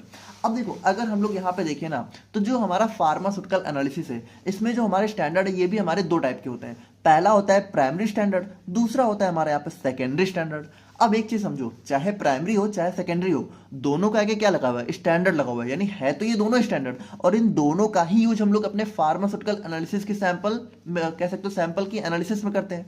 लेकिन अब अगर यहाँ पे देखें तो आखिर इन दोनों में डिफरेंस क्या है, तो देखो डिफरेंस ये है कि जो प्राइमरी स्टैंडर्ड है, सिंस इसका नाम ही क्या है प्राइमरी, मतलब ये थोड़ा यहाँ पे कह सकते हो ज्यादा इंपॉर्टेंट हो जाता है या फिर कह सकते हो ये बहुत ज्यादा, ये very very very pure agent होता है। मतलब इसकी प्योरिटी अगर आप लोग देखो ना तो लगभग लगभग 99.9%, यानी कह सकते हो कि अप्रॉक्स 100% प्योर ही होता है ये। और जो सेकेंडरी स्टैंडर्ड होता है देखो ये भी बहुत ही प्योर होगा क्योंकि स्टैंडर्ड ये भी है, लेकिन अगर हम लोग प्राइमरी स्टैंडर्ड से कंपेयर करने लग जाए तो इसकी प्योरिटी थोड़ी सी यहाँ पे कम हो जाती है। मतलब कि जो सेकेंडरी स्टैंडर्ड है ये थोड़ा सा लेस प्योर हो जाता है प्राइमरी स्टैंडर्ड से। तो अब यहाँ पे देखें तो इन दोनों का ही यूज हम लोग अपने सैंपल्स की एनालिसिस में करने वाले हैं। तो भाई अगर हमारे पास प्राइमरी स्टैंडर्ड पहले से अवेलेबल है जिसकी प्योरिटी 99% मतलब कह सकते हो कि लगभग 100% है, तो हम लोग सेकेंडरी स्टैंडर्ड का यूज ही क्यों करेंगे, क्योंकि इसकी प्योरिटी तो हमारी इससे कम है ना। तो देखो बात क्या है ना कि जो कह सकते हो हमारा प्राइमरी स्टैंडर्ड है ये हमारे पास ना बहुत ही लिमिटेड क्वांटिटी में अवेलेबल है। जैसे जो प्राइमरी स्टैंडर्ड है वो बहुत ज़्यादा नहीं है कि मतलब उनकी कह सकते हो अबंडेंट क्वांटिटी नहीं है बल्कि लिमिटेड क्वांटिटी है। अब आपको पता है कि भाई प्राइमरी स्टैंडर्ड है, इसकी क्वांटिटी क्या है, लिमिटेड हो गई, लेकिन इसकी ज़रूरत तो हमें बहुत ज़्यादा है ना क्योंकि हम लोग अपने सैंपल्स की एनालिसिस तो इसी स्टैंडर्ड से करेंगे। यानी कह सकते हो ये हमारी एक ऐसी चीज़ बन जाती है जिसकी क्वांटिटी यहाँ पे लिमिटेड है लेकिन इसकी सप्लाई कह सकते हो इसकी डिमांड बहुत ज़्यादा है। तो जब डिमांड किसी चीज़ की ज़्यादा होती है और क्वांटिटी यहाँ पे लिमिटेड हो जाती है तो सिंपल सी बात है वो चीज़ क्या हो जाती है, बहुत ही कॉस्टली हो जाती है। जैसे आपको पता है आज के दिन में गोल्ड इतना कॉस्टली क्यों है, क्योंकि उसकी डिमांड बहुत ज़्यादा है लेकिन सप्लाई बहुत कम है। तो वही चीज़ है कि जिस चीज़ की सप्लाई कम होती है या फिर क्वांटिटी बहुत ही लिमिटेड होती है और डिमांड बहुत ज़्यादा होती है वो बहुत ही कॉस्टली हो जाता है। तो ये जो प्राइमरी स्टैंडर्ड है इसकी कम क्वांटिटी की वजह से इतना कॉस्टली हो जाता है कि यहाँ पे इसकी जो है कह सकते हो इतना कॉस्ट यहाँ पे बियर ही नहीं कर पाते ज़्यादातर लोग। अब देखो यहीं पे हमारा जो है सेकेंडरी स्टैंडर्ड का रोल आ जाता है। अब ये जो सेकेंडरी स्टैंडर्ड है, भले ही ये हमारा प्राइमरी स्टैंडर्ड से थोड़ा सा कम प्योर होता है, लेकिन इसका जो है हमारे पास कह सकते हो बहुत अच्छा खासा अमाउंट अवेलेबल होता है। मतलब ये हमारे पास बहुत ही अच्छी क्वांटिटी में अवेलेबल होता है, इसकी हमारे पास कमी नहीं होती है। तो इसीलिए यहाँ पे क्या होता है कि इसका यूज हमारा यहाँ पे प्राइमरी स्टैंडर्ड से भी ज़्यादा हो जाता है। बेसिकली आप लोग कह सकते हो कि आज के दिन में हम लोग यहाँ पे जो भी हमारे फार्मास्यूटिकल सैंपल्स हैं उनकी एनालिसिस हम लोग इसी सेकेंडरी स्टैंडर्ड से ही करते हैं, क्योंकि प्राइमरी वाला इतना महंगा होता है कि उसका यूज हम लोग ज़्यादा कर ही नहीं सकते। तो इसीलिए हम लोग सेकेंडरी का ही यूज करते हैं। लेकिन अब यहाँ पे फिर से वही सवाल आ जाता है कि जब सेकेंडरी स्टैंडर्ड है उसकी जो प्योरिटी है वो हमारी थोड़ी सी तो कम होती है ना प्राइमरी स्टैंडर्ड से। देखो एक चीज समझो, इसकी प्योरिटी जहाँ पे प्राइमरी स्टैंडर्ड से कम हो जाती है तो उसी वजह से क्या होता है, इसकी जो कंसेंट्रेशन है ना उसके लिए भी हम लोग एकदम श्योर नहीं हो पाते हैं। मतलब इसकी जो कंसेंट्रेशन है वो कह सकते हो हमें पता तो होती है, लेकिन हम लोग एकदम श्योर होकर नहीं कह सकते कि जितनी हमें पता है उतनी ही है। हो सकता है देखो हो भी सकती है। आप समझो जो सेकेंडरी स्टैंडर्ड ये ऐसा है कि इसकी जो कंसेंट्रेशन है वो जितनी हमें पता है उतनी हो भी सकती है, और कुछ कुछ केस में थोड़ी बहुत आगे पीछे भी हो सकती है।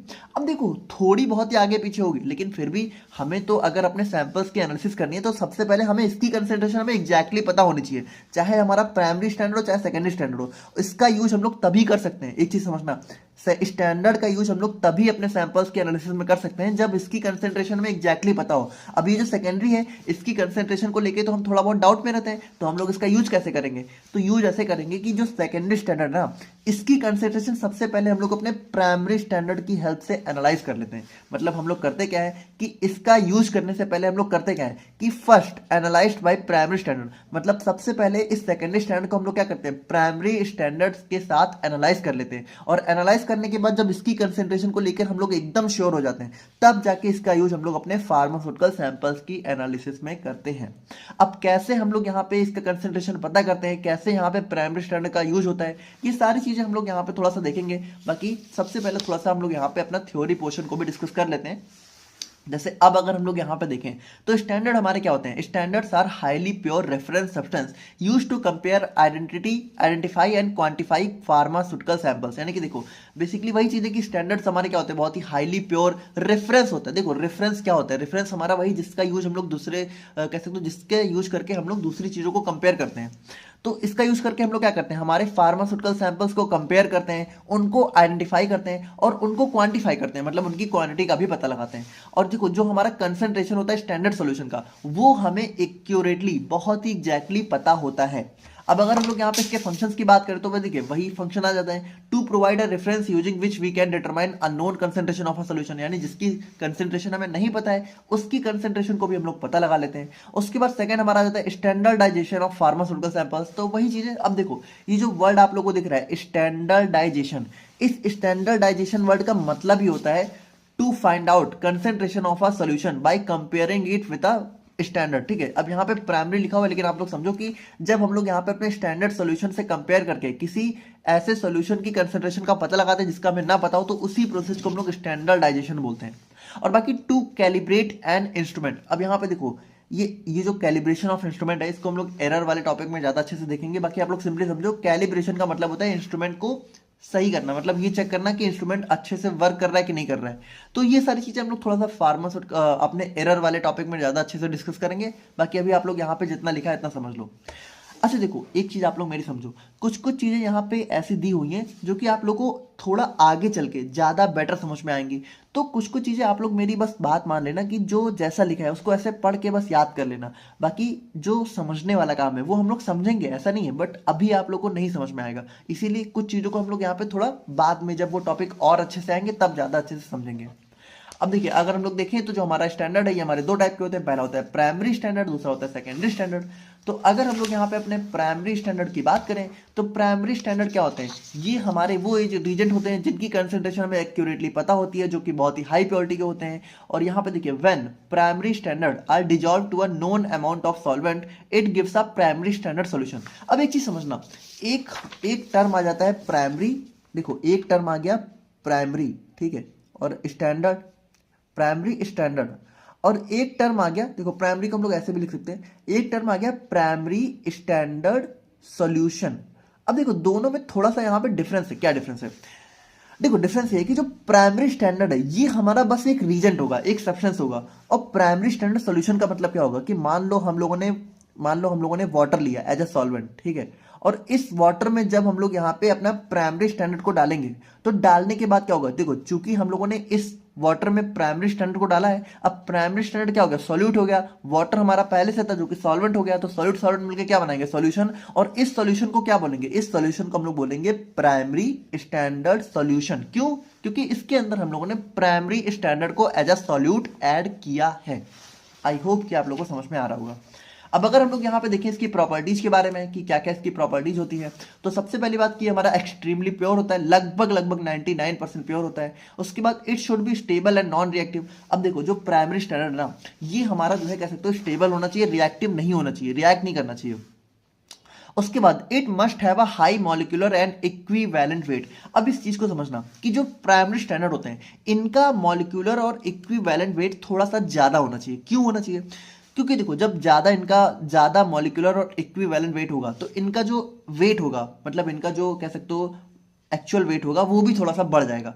अब वेट बढ़ने से क्या फायदा है, देखो वेट बढ़ने से ये फायदा है कि जैसे जब हम लोग यहाँ पे इसको मीजर करेंगे, जैसे मान लो हमारे पास एक प्राइमरी स्टैंडर्ड है, अब इसको जब हम लोग यहाँ पे वेट करेंगे तो अगर इसका वेट यहाँ पे ज़्यादा होगा तो हमें यहाँ पे एक एग्जैक्ट नंबर्स में इसका वेट पता चल जाएगा। लेकिन अगर मान लो इसका जो वेट है अगर ये बहुत ही कम हुआ ना, तो कम होने पे प्रॉब्लम क्या होती है कि जो वेट है वो थोड़ा बहुत यहाँ पे ऊपर नीचे हो सकता है। जैसे आप ऐसे समझो कि मान लो आप यहाँ पे एक वेइंग मेजरमेंट स्केल लो, ठीक है, मतलब जिससे हमारा वेट मेजरमेंट होता है, और उसमें आप लोग यहाँ पे किसी भारी चीज को रखो। जैसे मान लो कि आप यहाँ पे इस पेन को रख दो, ठीक है, तो पेन भी थोड़ी बहुत भारी है, तो इस पेन का जो एग्जैक्ट वेट है वो आप लोग को यहाँ पे उस कह सकते हो मेजरिंग डिवाइस में शो हो जाएगा।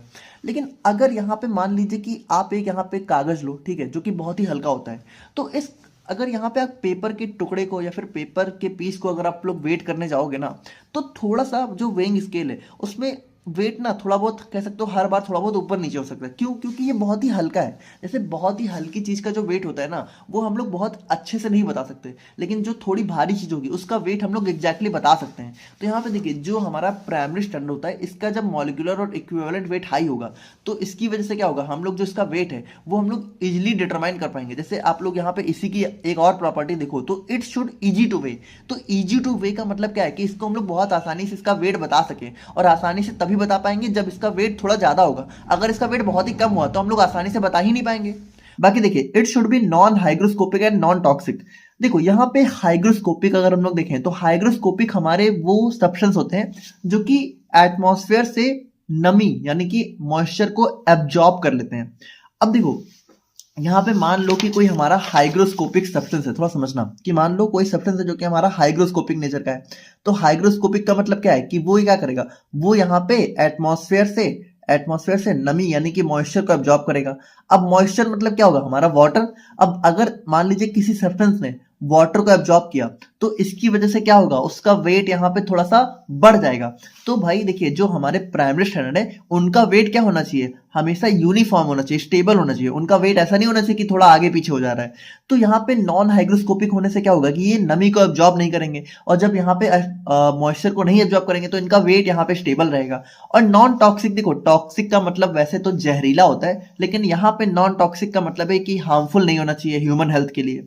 उसके बाद it should easy two way. तो हम लोगों ने देखा है कि जब इसका मॉलिक्यूलर वेट हाई होगा तो इनको हम लोग यहाँ पे इजिली जो है कह सकते हो वे कर। देखो वे का मतलब होता है किसी चीज को वेट करना। जैसे वैसे तो वे मतलब आप लोग ने वेट पढ़ा होगा, बट आजकल यहाँ पे वे चलता है।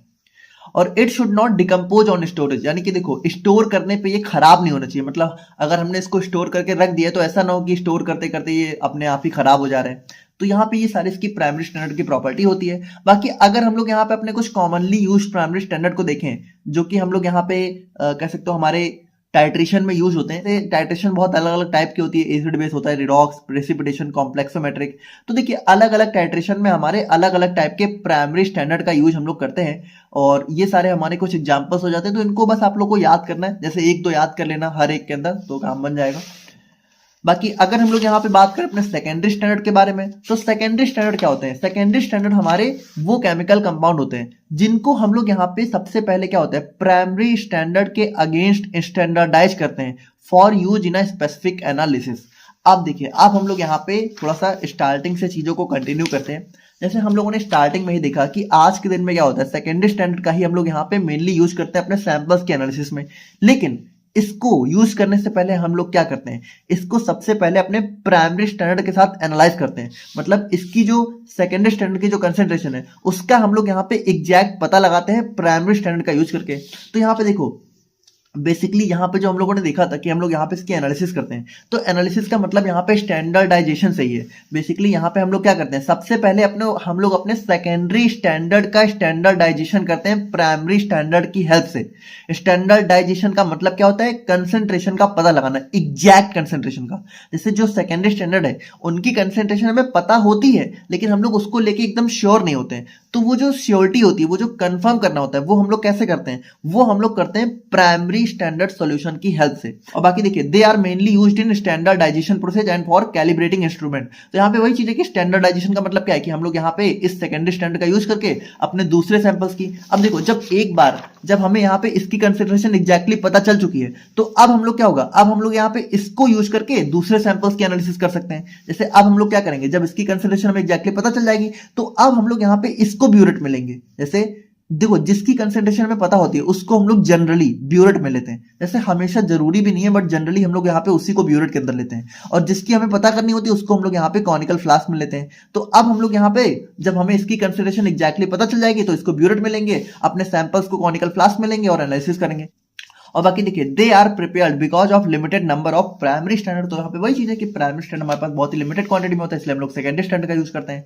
अब यहाँ पे देखिए, अगर हम लोग यहाँ पे इसकी प्रॉपर्टीज को देखें, तो ये थोड़ा सा क्या होता है कि प्राइमरी स्टैंडर्ड से थोड़ा सा लेस प्योर होता है। प्राइमरी देखो, अब यहाँ पे समझो, बहुत ही सिंपल है। प्राइमरी स्टैंडर्ड की जो भी क्वालिटी थी, वहां पे आप सेम चीजें यहाँ पे आप लोग को लेस करके लिख देनी है। जैसे प्राइमरी स्टैंडर्ड क्या था, बहुत ही स्टेबल था, बहुत ही प्योर था, तो ये लेस प्योर है। बहुत ही स्टेबल था, तो थोड़ा सा लेस स्टेबल है। प्राइमरी स्टैंडर्ड क्या था, नॉन रिएक्टिव था, तो ये थोड़ा सा रिएक्टिव हो सकता है। जैसे, और यहाँ पे देखो, इसको हम लोग यहाँ पे टाइट्रेट करते हैं प्राइमरी स्टैंडर्ड के अगेंस्ट में, तब यहाँ पे इसका यूज करते हैं। और यहाँ पे ये हमारा हाइग्रोस्कोपिक हो सकता है, जरूरी नहीं है, हो सकता है कि ये हाइग्रोस्कोपिक भी हो जाए। अब अगर हम लोग यहाँ पे देखें अपने कॉमनली यूज सेकेंडरी स्टैंडर्ड्स को, ठीक है, तो यहाँ पे देखिए, अलग अलग टाइट्रेशन में हम लोग अलग अलग टाइप के सेकेंडरी स्टैंडर्ड का यूज करते हैं। जैसे एसिड बेस टाइट्रेशन में हम लोग इन सारे का करते हैं। तो यहाँ पे भी आप लोग को थोड़ा बहुत याद करना है, तो वो चीज आप लोग खुद से कर लेना। तो यहाँ पे देखिए, इसी के साथ हमारा pharmaceutical inorganic and analytical chemistry की यूनिट 1 का फर्स्ट चैप्टर कंप्लीट कवर हो जाता है। अब देखिए, अगर आप लोग को ये सारे टॉपिक समझ में आए हैं, तो अब आप लोग को स्क्रीन पे 3 एमसीक्यूज दिख रहे हैं। इन तीनों का आंसर प्लीज आप लोग मुझे जरूर कमेंट करके बताइए। देखिए, अगर आप लोग अभी से एमसीक्यूज आंसर की प्रैक्टिस डालोगे तो आगे आप लोग के लिए बहुत हेल्पफुल रहेगा, क्योंकि यहाँ पे फार्मा में जितने भी कॉम्पिटिटिव एग्जाम्स होते हैं सभी में आप लोग को एमसीक्यूज ही टिक करने होंगे, ठीक है। तो थोड़ा सा यहाँ पे देखिए, स्टार्टिंग से आप लोग अपनी प्रैक्टिस स्टार्ट करिए। जो भी एमसीक्यूज आप लोग को वीडियो में दिखा करिए, उनका आंसर आप जरूर कराया करिए। हर लेक्चर के लास्ट में आप लोग को 2-3 एमसीक्यूज में दिया करूंगा, तो उनका आंसर आप मुझे जरूर कमेंट करके बताया करिए, ठीक है। तो बताइएगा यहाँ पे इन तीनों का आंसर। बाकी वीडियो अच्छी लगी हो तो एक लाइक कर दीजिएगा, अपने दोस्तों के साथ भी जरूर शेयर करिएगा। बाकी मिलते हैं हम लोग यहाँ पे नेक्स्ट वीडियो में, तब तक के लिए थैंक यू सो मच।